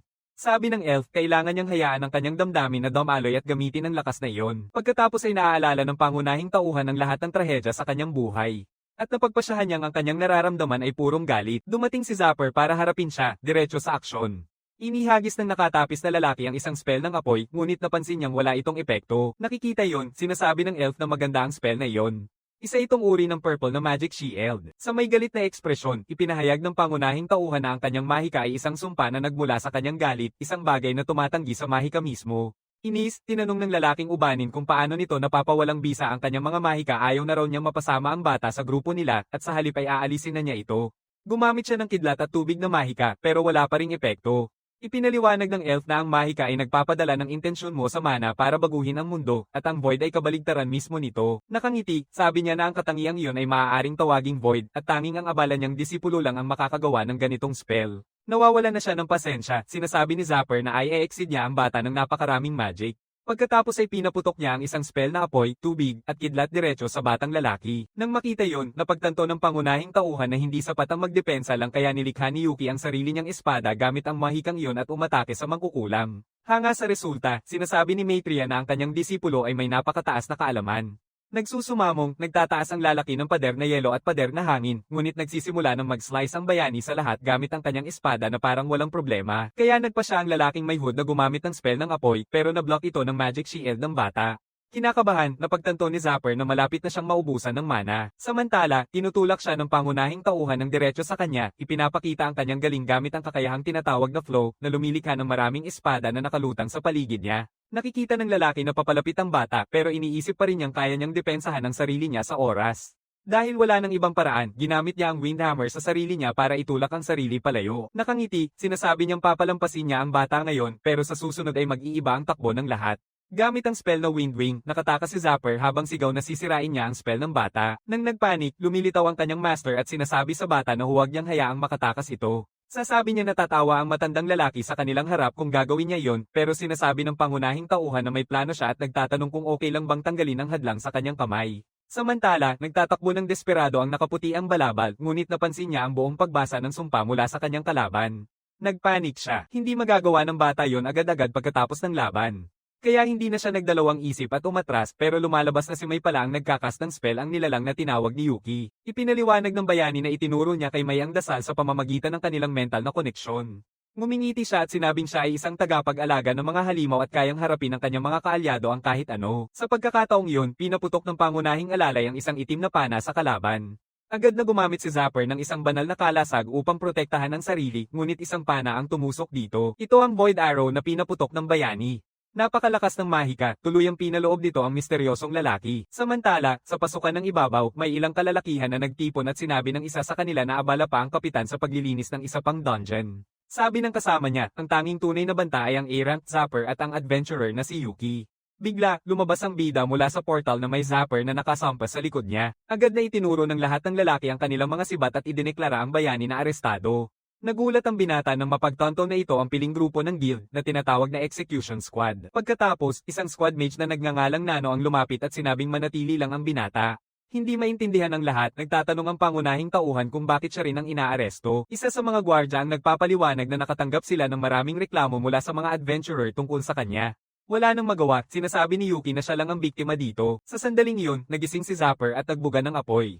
Wala nang ibang magagawa, tinawag ng bayani ang kanyang Void Saber upang makipaglaban. Biglang, ilang mga gwardya ang bumunot sa lalaki na may kulay abong buhok para atakihin siya, ngunit gumamit siya ng pagsabog ng kulog at pinapalaya silang lahat. Mabilis niyang inagaw ang mangkukulam bilang bihag at sinabing huwag nang lumapit ang lahat. Pagkatapos, nagsimula si Zapper na magtawag ng maraming magic circle. Nabahala na pagtanto ng pangunahing tauhan na ito ay isang malawakang spell at hindi niya mapoprotektahan ang lahat, kaya't sinabi niya sa mga gwardya na manatili sa ilalim ng anino ng kanyang kalasag. Ngunit biglang dumating ang isang misteryosong babae. Sa kanyang kakayahan, nakikita niya ang konsumo ng mana ng kalaban. Ang pangalan niya ay Ginki, kapitan at isang knight ng execution squad. Hindi siya natitinag, ginagamit niya ang kasanayang tinatawag na Clumsy Dragon. Ang kasanayang iyon ay nagpapahintulot sa target na tamaan ng palaso bago pa man ito pakawalan ng pana. Galit na galit, nagpa siya ang lalaking may kulay abong buhok na ipagtanggol ang sarili gamit ang kanyang stone binding. Ngumiti, sinasabi ng babae na kakailanganin niya ang mahika ni Yuki na nagulat sa bata. Sumusunod sa kanyang utos, ginamit ng bayani ang kanyang Void Saber habang sinusubukan ni Zapper na magtanggol. Pagkatapos ay pinaputukan ng kapitan ng parehong target ng ilang mga pana. Hindi maintindihan ng batang lalaki kung bakit pero tinatanggihan niya pa rin gamit ang Void Shield. Na may mapagmataas ng ngiti, sinasabi ng babae na alam niyang makakablock siya nito. Hindi pa rin makapaniwala, nagtatanong ang bayani kung paano niya alam ang bawat galaw niya. Samantala, lumilitaw si Ginki sa likod ni Zapper at pinapalo siya ng buong buo. Nang makita na natalo ang lalaki, lahat ng gwardya ay agad na pumunta para arestuhin siya. Pagkatapos, nagpasalamat ang babae kay Yuki sa pagtulong sa kanya gamit ang kanyang mahika. Nagtataka ang binata kung paano niya nalalaman ang lahat ng iyon. Sagot ng kapitan na ang kanyang kakayahan ay ang invisible vision na Saishijuro Genjen na nagpapahintulot sa kanya na makita ang estado ng mga tao. Sabi niya ay katulad ito ng masamang mata ng binatang lalaki. Lumapit ang isa sa mga gwardya para pag-usapan ang kalagayan ng bata pero pinutol siya ng kapitan at sinabing tumulong ito sa pag-aresto kaya dapat nang alisin ang hinala laban sa kanya. Inilapit ng guard ang sarili sa bayani at sinabing maaaring nagkaroon lamang ng hindi pagkakaunawaan sa mga akusasyon laban sa kanya. Ngunit, ipinaliwanag niya na hindi pa sila makakapagpaumanhin ng formal dahil hindi pa ganap na naayos ang mga bagay. Ayos lang naman dahil naayos na ang hindi pagkakaunawaan at idinagdag pa niya na makakatulong siya sa investigasyon kay Zapper kung kinakailangan. Binabago ang paksa, sinasabi ng gwardya na ang dungeon na pinanggalingan ng bata ay nasa ranggong ses at hindi niya dapat itong nilakirin mag-isa. Ipinaliwanag niya na ang paggalugad ng mga dungeon ay nangangailangan ng pahintulot at ang pagpunta mag-isa ay labag sa mga patakaran. Sabi ng kawal, sapat na ang lakas ni Yuki pero sinasabi lang niya iyon bilang personal niyang opinyon at ang bata ay nasa irang pa rin. Nahihiya, nagmungkahi ang kapitan ng isang kasunduan. Sinabi niya sa pangunahing tauhan na tumulong sa grupo na linisin ng isang dungeon na sila ang pipili. Sa ganitong paraan, maaaring siya ay masuri ni Dugo at baka hindi na sila magpatuloy sa pagtatanong o pagkulong sa kanya. Nagulat, tinatanong niya kung bakit siya pinapahalagahan ng ganito, ngunit ipinaliwanag ni Jinky na ang progreso sa paglilinis ng dungeon ang pinakamahalaga para sa sangkatauhan.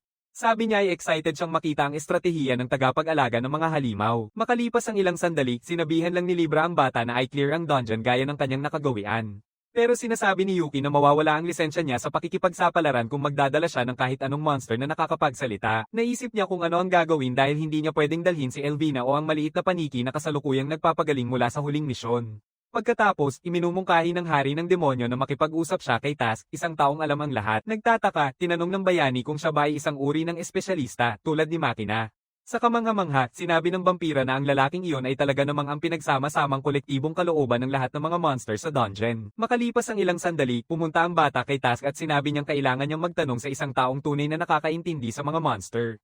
Nang marinig yun, natuwa ang Foxman at sinabi na para silang magka-soulmate. Habang niyayakap niya ang bayani sa kanyang mga braso, ipinakikilala ng halimaw ang sarili bilang Taskwild at ipinaliwanag na likas na sa kanya ang pag-aaral tungkol sa mga halimaw.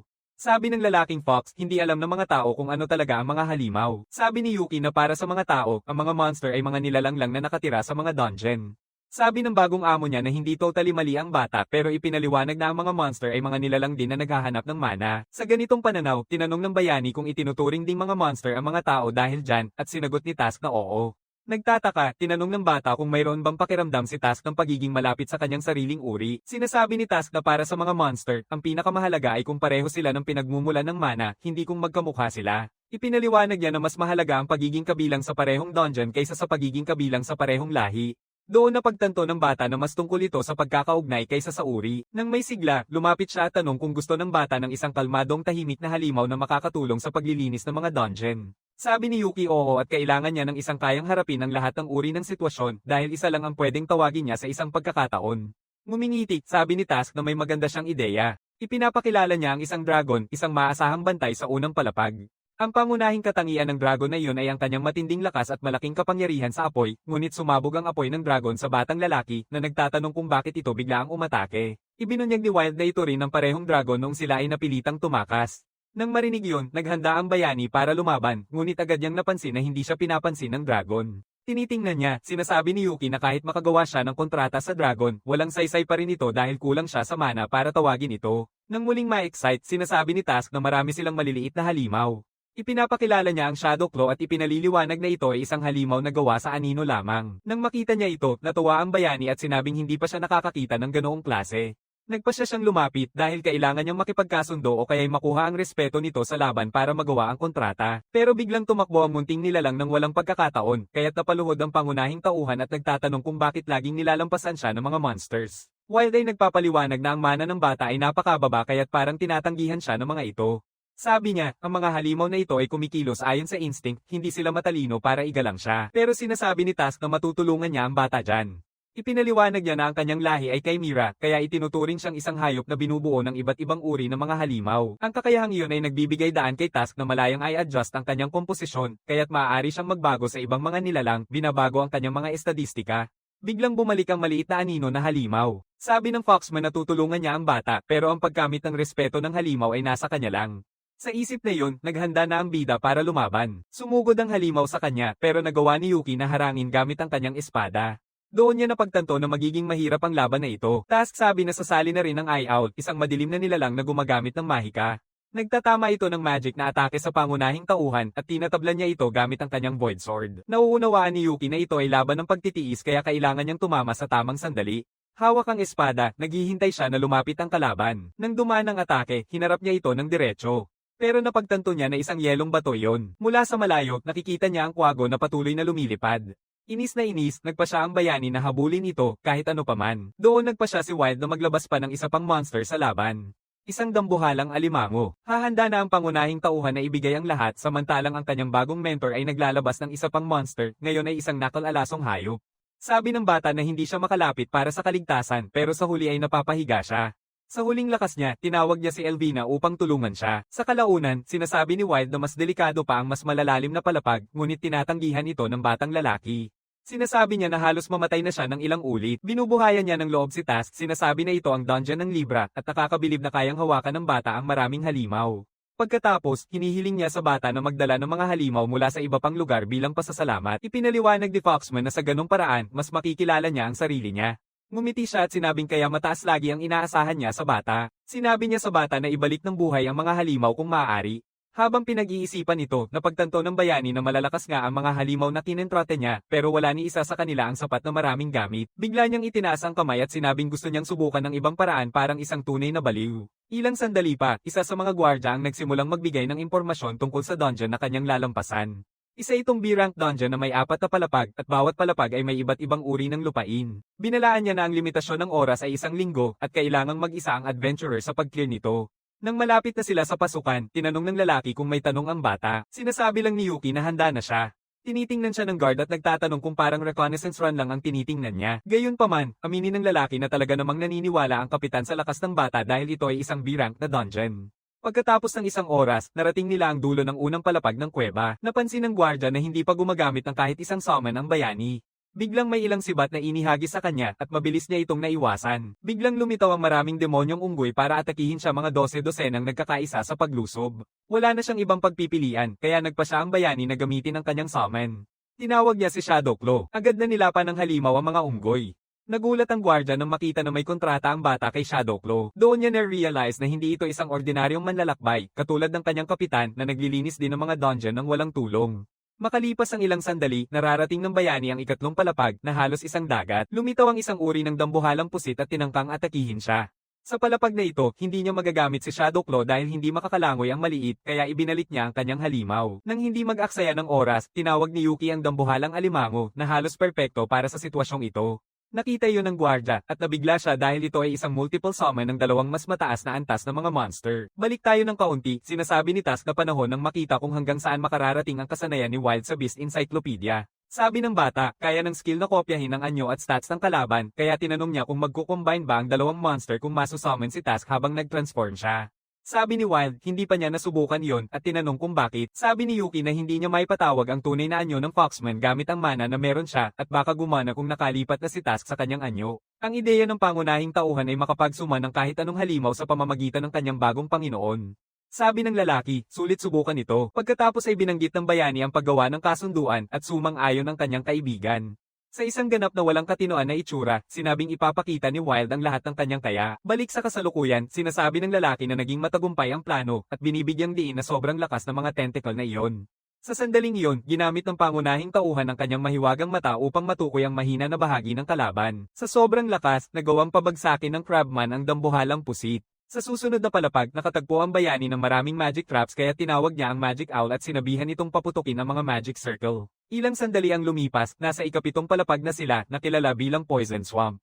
Gamit ang kanyang mahiwagang mata, sinimulan ni Yuki suriin kung aling daan ang pinakamainam. Sa likod, napansin ni Doga na mas mabilis ang takbo ng bata kaysa sa buong grupo. Biglang nakaramdam ng kakaiba ang bayani at sinabi sa bantay na mag-ingat. Pero inatake ng ahas ang lalaki, ngunit nagawa niyang harangin ito sa oras. Agad na tumawag si Yuki ng kanyang espesyal na ahas para harapin ito. Pinapagaling nito ang braso ng lalaki sa isang segundo. Nakikita niyang muli siyang naprotektahan, nagsimula si Doga na umiyak, iniisip na ito ang tunay na kahulugan ng pagiging tao. Biglang tumawa ng nakakaloko ang lalaki na ikinagulat ng bata.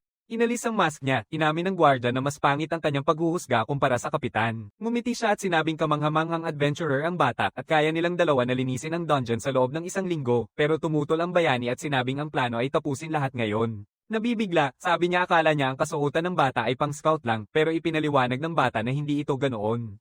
Pagkatapos, sinasabi ni Doga na hindi bihira para sa mga adventurer na marating ang huling palapag. Ibinubunyag niya na ang tunay na problema ay ang boss dahil ni isa ay hindi pa ito natalo. Nagbago ang kanyang ekspresyon at tinanong kung seryoso bang akala ng bata na kaya niyang tapusin lahat ito sa isang araw. Sabi ni Yuki oo dahil nakuha na niya ang estratehiya. Ipinaliwanag niya na nagsagawa na siya ng praktikal na simulation ng laban-laban sa totoong halimaw. Di nagtagal, narating nila ang kwarto ng boss at ito ay isang dambuhalang gagamba. Handa na ang bayani na simulan ng laban. Ipinaliwanag na nagagamit ng gagamba ang kanyang 8 hibla upang kontrolin ang ibang mga monster. Kinokontrol nito ang 4 na monster mula sa bawat palapag ng sabay. Biglang sumugod ang maraming monster sa pangunahing tauhan. Mabilis na inutusan ni Yuki na tawagin ang Quago upang makaiwas sa mga atake. Walang pag-aalinlangan, pinawi niya ang Quago at bumagsak ng diretso sa mga halimaw. Pagkatapos, tinawag niya ang higanteng alimango para durugin ang maraming halimaw sa lupa. Pero dumarami pa ang mga halimaw at nagsisimula ng magpanik ang gwardya. Kalma lang si Yuki, inalis niya ang alimango at tinawag ang Shadow Claw. Sa ngayon, lahat ay ayon sa plano. Nag-ensayo na ang bata kasama si Tas bago ang misyon dahil kayang mag-transform ng Foxman bilang higanteng gagamba para gayahin ang laban. Sa simulation, ipinaliwanag ng kanyang master na kaya lang kontrolin ng gagamba ang mga nilalang na walang malay. Dahil dito, balak ng bayani gamitin ang ahas para alisin ang pamamanhid sa mga kontroladong halimaw. Pero ipinaliwanag ni Wild na pansamantala lang mapipigil ng bata ang galaw nila at tinanong kung balak ba niyang umatake sa pagkakataong iyon. Sagot ni Yuki, may mas maganda siyang plano. Sa kasalukuyan, sinabi niya na ang mga halimaw na kumikilos ayon sa instinct ay tanging lakas lang ang kinikilala. Buo ang loob, sumugod ang bayani gamit ang kanyang espada, sabay sabing kailangan niyang kontrolin sila. Pagkatapos, tinitingnan niya ang web ng gagamba upang mahanap ang tamang lugar. Sa sandaling iyon, hinihila ng gagamba ang ilang malalaking octopus upang maging bahagi ng kanyang hukbo. Gamit ang kanyang kakayahan, tinatawag ng pangunahing tauhan ng ahas na Antonomy upang mapawi ang paralysis ng mga nakakapigil na tentacles.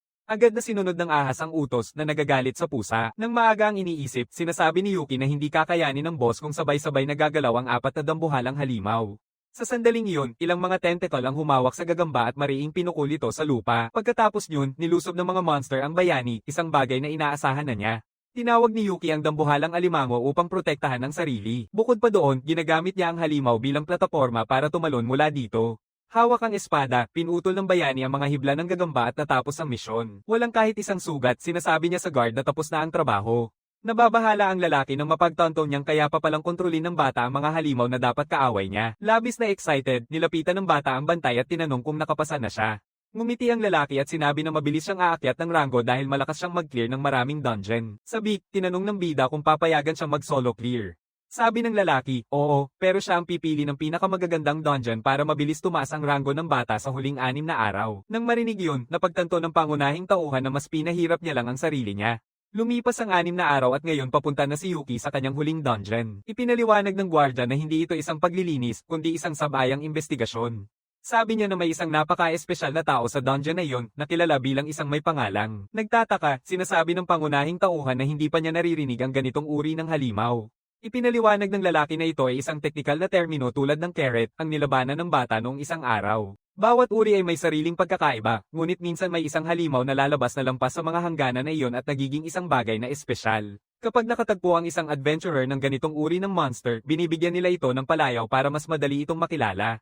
Pagkatapos, ipinaliwanag ni Task na hindi niya maaaring kopyahin o gayahin ang mga kakayahan mula sa ganitong uri ng monster. Naalala ni Yuki nang ipaliwanag ni Maki na ang tatlong uri ng kakayahan. Wild then says he is also a named monster, since his ability is one of a kind.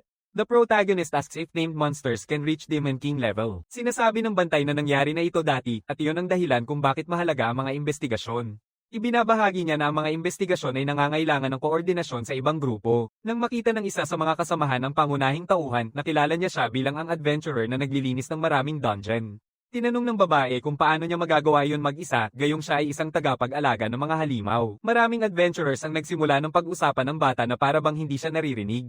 Medyo nahihiyang sabi ng gwardiya na natatangi ang mga adventurer at nakakakuha sila ng ganitong klase ng atensyon at iba't ibang titulo. Pagkatapos ay nagsimula ng kilalanin ng grupo ang gwardiya na nakatayo sa tabi ng bata.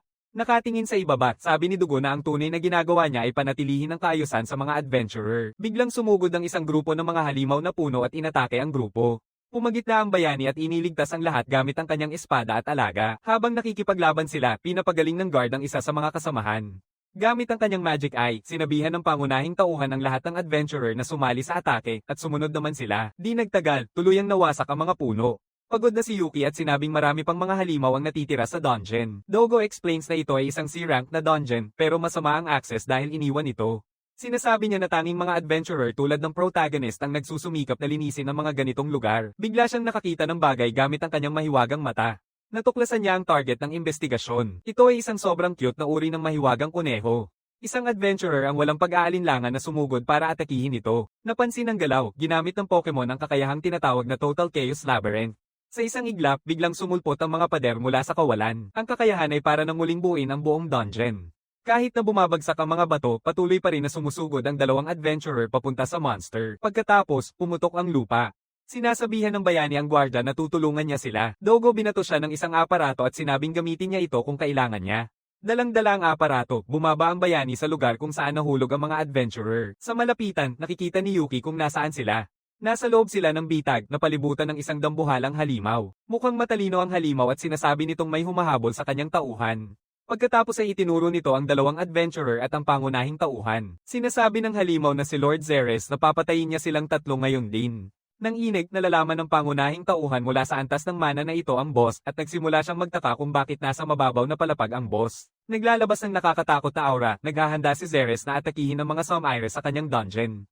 Ginamit niya ang atake na tinatawag na Rupture Root Piercing Grudge. Agad na tinawag ng bayani ang higanteng alimango para sumalubong sa atake. Nang makita yon, namangha ang halimaw na may isa sa kanila na kayang lumaban. Sabi ng Task na nasaktan ng tama at hindi niya kayang harangin ang mga ito magpakailan pa man.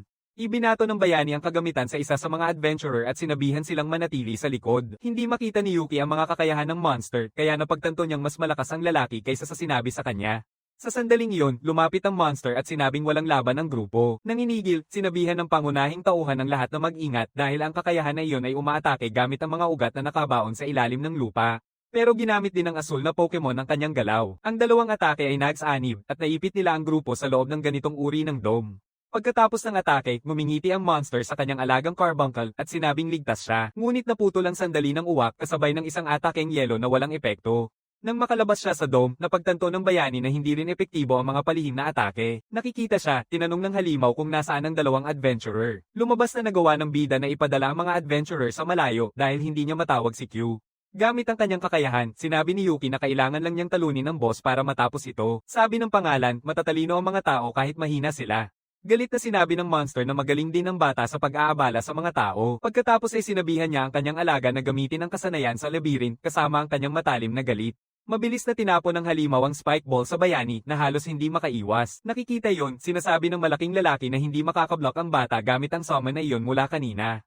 Nagpapalipad ang Pokemon ng maraming matutulis na bola sa batang lalaki pero patuloy siyang umiwas. Inisip niya ito na pagtanto niyang mabilis siyang mapapagod kung ipagpapatuloy niya ito. Mula sa malayo, ang anyo ng ligaw na owl ay nagsabing susuportahan niya ang kaibigan niya gamit ang mahika. Sa lupa, naghahanda ang bayani ng kanyang espada. Samantala, pinagtatalunan ng pinangalan ng tao na hindi mapipigilan ng bata ang ataking ito kahit ano pa ang kanyang tawagin. Sisigat ni Yuki na hindi siya magbabalak na magdepensa, bagkus ay sisugad siya sa opensa. Pagkatapos ay tinawag niya ang gawain sa anyo ng isang alila. Ang lalaking may anyo ng Zoro ay sumuntok ng malakas sa isa sa mga tinik-tinik na bola, binasag ito. Medyo alanganin niyang sinabi na hindi siya mahilig sa kasuotan ng maid pero susunod siya sa kanyang amo. Pinili ng bayani ang anyong iyon dahil hindi napapagod ang mga undead na maid. Pagkatapos, kinuha ni Wild ang ilang patong-patong na spiky balls at sinabing ibabalik niya ang pabor. Parang walang nangyari, binato niya ng diretso sa monster ang malalaking bola. Malakas ang tama kaya napaatras ang boss at napaluhod. Nag-aalala, sinabi ng asul na kuneho sa kanyang Panginoon na umatras. Galit na galit, sinabi ni Ceres na tumahimik ito at idineklara niyang lilipulin niya silang lahat agad-agad pero tumutol ang alaga niya dahil masisira ang katawan ng Panginoon na kailangan nila para muling buuin ang lugar. Nang marinig yun, tinanong ng halimaw kung ano ang masama sa pagbagsak ng dungeon. Nang marinig ang pagbagsak, agad na naisip ng bayani ang kanyang orphanage. Ipinaliwanag na ang unang bansa na nakadiskubre ng dungeon ay nasa ibabaw ng mundo. Doon din nangyari ang unang pagbagsak ng dungeon at bilang resulta, nawala ang bansang iyon sa mapa. Ang trabaho ng adventurer ay nilikha upang maiwasan ang mga trahedyang tulad yun at ang guild ay umiiral upang suportahan sila. Ngunit kahit ganoon, patuloy na binabantaan ng pagbagsak ang mundo. Parang sila ang nananakit sa buhay ng pangunahing tauhan. Sa kasalukuyan, sinusubukan ng Pokemon na paalalahanan ang kanyang boss na mapanganib ang paggamit nito ng tuloy-tuloy sa ganitong maikling panahon. Ceres na nagtatanong kung tinitirahan siya ng alaga niya ay nagsasabi na maaaring mawala ng kontrol ang Panginoon sa dungeon. Tinanong niya kung ano ang ginagawa ng munting bagay na iyon, iniisip na matatalo ng kanyang Panginoon ang isang simpleng tao. Habang nilalanta si Carbuncle, sinasabi ng Panginoon na magagamit ang kakayahan ng munting halimaw pero sa huli hindi na niya siya kailangan. Walang pag-aatubili, sinasabi ng boss na ang tanging kailangan niya ay ang kakayahan ng kanyang kasama. Mapagsamantalang ginamit niya ang kasanayan na tinatawag na invasive route upang maubos si Carbuncle. Di nagtagal, ganap niyang naisasama ang asul na kuneho. Pagkatapos, mabilis na pinakawalan ng halimaw ang isang malaking bato sa batang lalaki nang hindi nag-iisip habang tumatalon sa harap upang pigilan ito. Ngunit ginamit ng boss ang piercing grudge para saktan siya mula sa loob ng bato. Sa kabutihang palad, hindi nakakaramdam ng sakit ang Foxman dahil siya ay patay na. May espada siya sa kamay, sinasabi niyang aatake siya at kailangan niya ang tulong nito. Pero pinapayuhan ni Tas na kailangang mapababa agad ang halimaw dahil sobrang delikado ang dungeon na ito. Nang makita ng boss ang bata na papasok, tinapakan niya ng malakas ang lupa at nagbitak ito. Habang nahuhulog siya sa ere, tinawag ng bida ang Foxman para tulungan siya. Agad na iniligtas ni Wild siya sa pamamagitan ng anyong kwago. Doon, nawawala sa katinoan ng boss dahil hindi niya kailanman matamaan ang pangunahing tauhan. Desperado, sinisira niya ang mga itaas na palapag upang bumagsak ang lahat sa kanyang target. Gamit ang kanyang mga kapangyarihan sa root, pinagsasama-sama ng Panginoon ang lahat ng palapag na parang isang dambuhalang armas. Nagmumura, siya ay pumasok para sa huling atake. Sa pagkakataong iyon, dumating ang bantay at tumawag kay Yuki. Hinahawakan ng bayani ang kanyang kamay. Pagkatapos, binasag ng halimaw ang kanyang bagong sandata sa lupa habang nakikita ang bata na naglaho, nagwala ang boss at nagtanong kung saan siya napunta. Samantala, nasa ibang lugar na ang pangunahing tauhan, masaya na nakatakas siya. Sabi ni Dugan na narinig niya mula sa dalawang adventurer na lumabas ang boss sa mababaw na palapag. Sabi ni Yuki, hindi iyon ang tunay na problema at nakikipag-ugnayan sila sa isang krisis ng pagbagsak ng dungeon. Sabi ng guard, gusto niyang ayusin ito agad pero magtatagal pa ito. Ipinaliwanag niya na ang pagbagsak ng dungeon ay nasa yugto pa rin ng pananaliksik at ang alam lang nila ay mas malaki ang posibilidad na mangyari ito sa mga dungeon na aktibong nililinis. Ipinaliwanag nila na kapag nangyari ito, sasama rin ang pagbagsak ng dungeon at paligid nito, kaya't isang sakuna na walang saksi. Sabi ng bayani na nakita niya mismo ang magulong dungeon na iyon at hindi ito mukhang kasinungalingan o bluff. Duga sumang-ayon ngunit sinabi niya na abala ngayon ang lahat ng S-rank ng mga adventurer at aabutin ng oras para tawagan silang muli. Narinig yun ng bata at sabi niya na ang tanging opsyon ay linisin ito gamit ang sino mang available sa ngayon. Pero ipinaliwanag ng gwardya na karamihan sa mga adventurer ngayon ay nagtatrabaho para sa pera at bihira ang mga katulad ng bata. Kinakabahan, tinanong ng bayani kung ano ang dapat nilang gawin. Sabi ng lalaki na dapat muna silang mag-ulat sa guild at maglabas ng utos ng paglilikas para sa mga kalapit na lugar. Nakatingin sa ibaba, sinasabi ng pangunahing tauhan na pupunta siya sa guild. Sinasabi ng bantay na pupunta siya sa dungeon na nililinis ng kapitan. Sinasabihan niya ang bata na huwag gagawin ang anumang mapanganib at sinasabi na baka hindi na nila mapigilan ito kung sakaling may mangyari. Nakangiting seryoso, tumango lang ang bata. Makalipas ang ilang sandali, nagsimula na mag-isip si Yuki kung ano ang dapat niyang gawin. Alam niyang mapanganib ang subukang ayusin ang lahat mag-isa. Pero sabi niya, alam ng mga tao ang tungkol sa pagbagsak ng mga dungeon, pero parehong si Ceres at Task ay tila alam kung bakit nangyayari ito. Kaya't nagpasya siyang pumunta sa Haring Demonyo upang matuto pa tungkol sa pagbagsak ng mga dungeon. Gamit ang kanyang kasanayan, humiling siya na malaman pa kung paano gumagana ang mga dungeon at tungkol sa mga halimaw. Sasabihin niya ang paliwanag dahil magiging problema kung makapasok ang bata sa isang dungeon na malapit ng gumuho. Sinasabi niya na maaaring mag-iba-iba ang mga paraan na nagdudulot ito ng pagbagsak ngunit pareho pa rin ang sanhi. Nangyayari ang pagbagsak kapag hindi na makontrol ng boss ng dungeon ang dungeon. Sabi niya ang dungeon ay isang espasyo na hindi natural na dapat umiiral at ang pagpapanatili nito ay nangangailangan ng malaking halaga ng mana. Upang maprotektahan ng mga monster sa loob, sinusunog ng boss ang kanilang sariling buhay. Kaya ginagawa ng mga boss ang lahat ng paraan para mapanatili ang kanilang dungeon. Pero sabi ng vampira, may ilan na nabigo at napilitan silang palawakin ang espasyo ng lampas sa kaya nilang kontrolin. May pagkakataon din na ang isang boss ay maglalagay ng sobrang mana at makakalikha ng dungeon na hindi kayang panatilihin. Sabi niya, nagkakaroon ng pagbagsak kapag nasira ang balanse na iyon. Nagtanong ang bida kung lumalabas din ba ang mga aftershock sa mundo niya tulad ng nangyari sa sakunang iyon. Sabi ng vampira, oo, kaya kailangan nilang iayos ang balanse ng mga dungeon kung gusto nilang magtagal ang mga ito. Gamit ang Liber bilang halimbawa, sinabi niya na muling itinayo ni Zeres ang kanyang dungeon ng maraming beses sa maikling panahon na nagdulot ng malaking pressure. Diretsong sinasabi ng demonyo na nakatakda ng masira ang sarili ng halimaw kaya hindi dapat kumilos ang bata. Pero hindi sang-ayon ng pangunahing tauhan, sinasabi niyang maraming tao ang maaaring madamay dito. Sabi ni Liber, pareho lang ito sa mga halimaw at marami sa kanila ang malalagay sa panganib kung mawala ang bata sa grupo. Pagkatapos, tinapon ng vampira ang bata gamit ang mahika. Lumapit siya at sinabing hindi niya ito papatayin, kundi lulupigin niya ito hanggang sa tuluyang mapagod. Gamit ang kanyang kakayahan, nakikita ni Yuki na tumataas ang mana pressure ng Demon King habang sunod-sunod na naglalabas ng danger alerts ang sistema. Pagod na, iniisip ng bayani na hindi pa kasing intense ng simpleng paggalaw ng kamay ni Makina ang laban na iyon.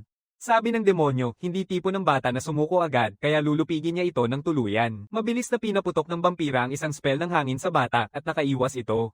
Nang subukan niyang tumakbo, na-realize ng bayani kung gaano kasama ang makipaglaban sa isang taong alam lahat ng iyong mga kalokohan. Lahat ay nakakatakot, pinapatakbo ng vampire ang lupa at winawasak ang lahat sa paligid niya. Nababahala, tanong ng pangunahing tauhan kung anong klase ng stats ang meron ng Demon King. Tinanong ni Yuki kung ayos lang ba talagang sirain ni Liber ang sarili niyang dungeon ng ganito, pero halatang wala siyang pakialam. Sabi niya, ayos lang basta para sa bata. Nang makita ang ganong lakas, napagtanto ng bayani na hindi niya kayang harapin ito ng harapan. Habang naghahanda siya para sa panibagong atake, sinabi ng demonyo na nakikita niya sa mga mata ng bata na may napagdesisyonan na ito. Nagpanik ang bayani at umatras para makalayo, pero nag-teleport ang vampira sa harap niya at sinabing walang silbi yun. Isang suntok lang, napabagsak niya ang kanyang alagad sa lupa. Nang may pagkadismaya, sinabi ng bida na akala niya talaga ay naging sobrang lakas na siya. Sa gulat niya, inamin ng vampira na sapat na ang lakas ng bayani ngayon at ipupusta pa raw niya ang sarili niyang buhay dito. Gayunpaman, sinabi niyang hindi niya pinaniniwala ang kayang pigilan ng bata ang pagbagsak ng dungeon mag-isa. Ipinaliwanag niya na hindi niya hahayaang sumabak ang binata sa isang laban na tiyak na matatalo siya. Bumangon muli si Yuki at sinabi niyang hindi na siya papayag na mahuli ulit at ipupusta niya ang sariling buhay niya dito. Agad siyang yumuko, handang umatake gamit ang kanyang espada. Gamit ang talino niya, naisip ng halimaw na palabas lang ito at malapit nang tamaan siya ng bata ng isang naipong spell. Nagpa siya ang lalaki na magpakita ng magic circle at sinabi niyang kaya niyang harangin ang kahit anong spell nang hindi man lang pinapawisan. Ngunit biglang tinawag ng bayani si Elvina at nagbato siya ng mahika para maglaho. Sa isang iglap, naglaho silang dalawa gamit ang teleportation magic. Hindi nagmukhang nag-aalala, sinasabi lang ng vampira na hindi makakatakas ang bata mula sa Demon King. Sa ibang bahagi ng mundo, nagpapasalamat ang pangunahing tauhan sa alila sa pagliligtas sa kanya. Sabi ng zombie, inisip niyang ibang uri ng mahika ang gusto ng bata nang kontaken siya nito sa isip. Para mapalambot ang sitwasyon, iminungkahi niyang mag-sorry na lang siya sa hari ng demonyo. Nagpalit ng usapan ng bida at nagtanong kung nasaan sila, sabi ni Elvina malamang isang palapag sila sa itaas ng Liber. Kaya sinabi ng bayani na kailangan nilang maghanap ng labasan. Ngunit biglang may lumabas na anunsyo sa bawat palapag ang hari ng demonyo mismo ang nag-utos na hulihin si Yuki, ang adventurer, sa kahit anong paraan at ibalik siyang buhay. Narinig iyon, tinanong ng katulong kung ano ang ginawa ng kanyang batang amo. Sabi lang ni Yuki, alam niya na darating ang sandaling ito. Determinado, sabi niyang lalaban siya sa dungeon na ito. Ilang sandali ang lumipas, isang dambuhalang halimaw ang lumabas upang harapin siya. Matapos magpalitan ng ilang atake, nagawa ng bayani na pabagsakin ito, ngunit sinabi niyang pagod na siya agad kahit isang kalaban pa lang. Tinanong niya kung nakarecover na ang mana ng zombie, pero sabi niya hindi pa siya sapat para magamit muli ang jump spell. Tinitingnan niya ang kanyang telepono at nakikita nilang kailangan nilang humanap ng ligtas na lugar sa palapag na ito agad-agad. Tinanong niya si Elvina kung ayos lang ba talaga sa kanya na suwayin ang utos ni Liber. Sabi ni Elvina, hindi kayang labanan ng mga normal na halimaw ang mga utos niya kapag may kontrata na. Nang marinig yun, tatanungin ni Yuki kung kayang labanan ng mga halimaw na katulad ni Task na klase ng Demon King. Sabi ni Elvina, mga eksepsyon lang sila at idinagdag na hindi niya kailanman planong ibalik siya sa simula. Nagulat ang bayani at nagtanong kung bakit at sinabi niya na kaya niya itong pigilan ang pagbagsak ng dungeon. Narinig daw niya kung paano niya nilinis ang isang dungeon para lang buhayin itong muli. Inilalagay ni Elvina ang mga kamay niya sa mukha niya at sinabing sobra-sobra ang pag-aalala ni Lord Liber. Sabi ni Yuki na hindi niya akalain na ganoon siya nagtitiwala sa kanya. Biglang dumating ang butler at pinutol ang usapan nila. Pinuri niya ang bilis ng bata na lumipat agad sa mode ng pakikipaglaban. Pagkatapos, sumugod ang matanda at sinabing hindi sapat ang utang para malampasan ang pagbagsak ng dungeon. Sabi ni Vint, hindi simpleng panalo ang hihingin sa bayani na pwede lang siyang maghanap ng pagkakataon. Sa isang mabigat na suntok, naalis niya ang sandata ng kanyang estudyante, sinasabi na kailangan ng bata ang isang ganap na nakamamanghang tagumpay. Patuloy ang pag-atake ng Butler at nakakablok ang pangunahing tauhan, ngunit itinutulak pa rin siya ng matanda na parang wala lang. Sinasabi niya na kailangang perpekto ang tagumpay, walang dapat na mali. Nagsusumamo, ginagamit ng bayani ang kanyang kakayahang dugo pero ginagawa rin ito ng kalaban niya, kaya nagalusan ng bata. Samantala, ginamit ni Elvina ang kanyang pambihirang lakas para buhatin ang napakalaking bato. Itinatapon niya ito sa Butler. Isang sipa lang, binasag ng matanda ito at pinapalayas pa rin ng bayani. Sa lupa, napagtanto ng pangunahing tauhan na hindi na-cancel ang atake ng kanyang estilo. Sa seryosong tingin, nilalakad niya, sinasabi na hindi pa rin buo ang lakas ng bata. Nasasaktan, nag-iisip si Yuki kung ano ang magagawa niya dahil sugatan si Elvina. Hawak ang espada, naghahanda ang Butler sa huling suntok. At sa isang mabilis na galaw, nilinlang niya ang bata at itinarak ang espada sa bato. Ipinaliwanag ni Vint na ang utos ni Liber ay ibalik siyang buhay, at pansamantala, tuturuan muna niya ang bata para hindi niya ito aksidenteng mapatay. Sa mukha niyang parang isang malungkot at iniwang tuta, napagtanto ng bida na dumating ang dalawa para tumulong at hindi para hulihin siya. Kumare sabi, Lord Liber, hayaan silang piliin ang kanilang sariling paraan na nangangahulugang nagtitiwala ang vampira sa bawat kanilang paghuhusga. Lumalabas na may mga monsters pa rin na ayaw talaga magtiwala sa mga tao. Matagal nang napigil ang mga halimaw na iyon dahil sa mga kaibigan na nakuha ng bida. Matatag na tumayo si Vint at sinabi na kailangang mabilis lumaki ang bata para sa kapakanan ng dungeon na ito. Matatag na nagtanong ang bata kung kaya na ni Elvina tumayo. Sabi niya sa paslit na hintayin munang gumaling ang kanyang braso. Sabi ni Yuki, handa na siya sa training na parang pakikipaglaro sa kamatayan. Sabi ng Butler, maganda ang ganyang pag-iisip pero kung hindi niya kayanin ang training, dadalhin siya kay Lord Liber. Kaya tinanong ng bayani kung ano ang kailangan niyang gawin. Sa malamig na tingin, sinabi ng Butler na kailangan ng bata na mag-level up. Kailangan niyang magpatuloy hanggang sa magamit niya ang maraming pagtawag ng sabay-sabay. Nagtataka, sinasabi ng pangunahing tauhan na maaari lamang siyang mag-level up sa ibang mga dungeon. Sabi ng Butler, tama siya pagdating sa mga stats. Pero iba ang usapan pagdating sa mga kakayahan. Maaaring palakasin sila ng karanasan sa laban. Ipinaliwanag ni Vint na ang layunin ay itaas ang antas ng kasanayan sa pagtawag ng bayani. Para magawa yon, kailangang itulak ng bata ang kasanayang iyon sa kanyang pinakamataas na limitasyon.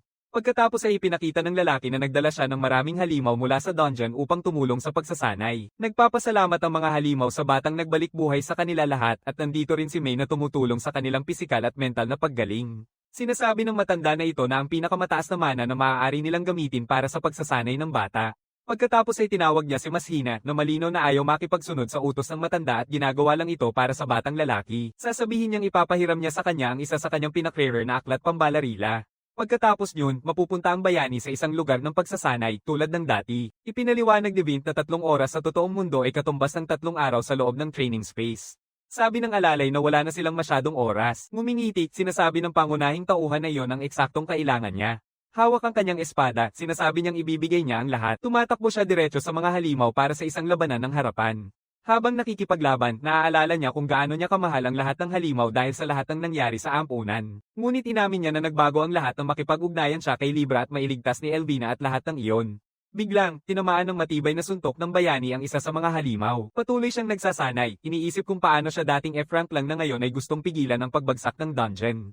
Sa isang pagkakataon, tinawag ng bida ang maliit na paniki para gamitin ang kakayahan nito at pinaputok iyon sa mga halimaw. Makalipas ang ilang sandali, sinabi ng punong kasambahay sa isa sa mga halimaw na baka hindi na niya ito kayang pagalingin ng buo sa pagkakataong ito. Sabi ni Vint, lubos nang napag-aralan ng bata ang kasanayang iyon at mas gumaling pa siya bilang isang swordsman. Pagkatapos, sinabi ng matanda na kailangan na niyang seryosohin ang laban. Kasabay nito, umatake ang Butler sa bata. Sa sandaling iyon, naisip ng bayani na gusto niyang protektahan ng parehong tao at mga halimaw. Buong tiwala niyang sinabi na kailangan pa niyang maging mas malakas at hindi siya maaaring tumigil sa ganitong lugar. Pagkalipas ng ilang sandali, bumalik ang bida kay Lord Libra. Tinanong ng hari ng mga demonyo kung natakot ba ang bata sa kamatayan, sabay sabing hindi iyon bagay sa kanya. Pagkatapos ay sinabing pumasok si Yuki upang makipagkasundo. Sabi ng bata na noong panahong iyon, sinabi niyang gagamitin niya ang mga monster para sa kapakanan ng sangkatauhan. Ngayon, ibinunyag ng mandirigma na nais niyang protektahan ng parehong mga halimaw at tao. Siyang naglakad pasulong at nagmungkahi na muling gawin ang kontrata na mas patas ang mga kondisyon. Sinasabi niya na hindi niya isusuko ang kanyang buhay at poprotektahan niya ang parehong tao at monsters. Nang marinig yun, nagsimula ang lalaki na tumawa ng mapanuyang manen. Galit na galit, sinabi niya na ang bata ay isang spoiled na bata na pilit lang makuha ang sariling makasariling gusto, tulad ng dati. Naglalagablab sa galit, binalaan ng hari ng demonyo na mawawala ang lahat sa bida kung magpapatuloy siya sa ganitong paraan. Ngunit tumanggi ang bata at sinabing hindi niya papayagan iyon mangyari.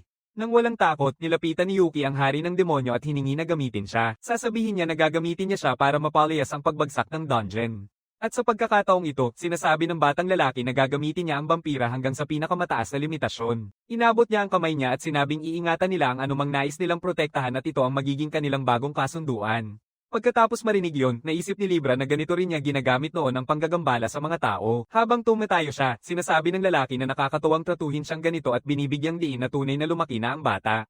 Sa gulat ng lahat, niyayakap ng Demon King ang kamay ng bayani upang formal na pirmahan ang kasunduan. Ngumingiti, sinasabi niya na dapat may matibay na plano ang batang iyon dahil hindi pwedeng mabaygo.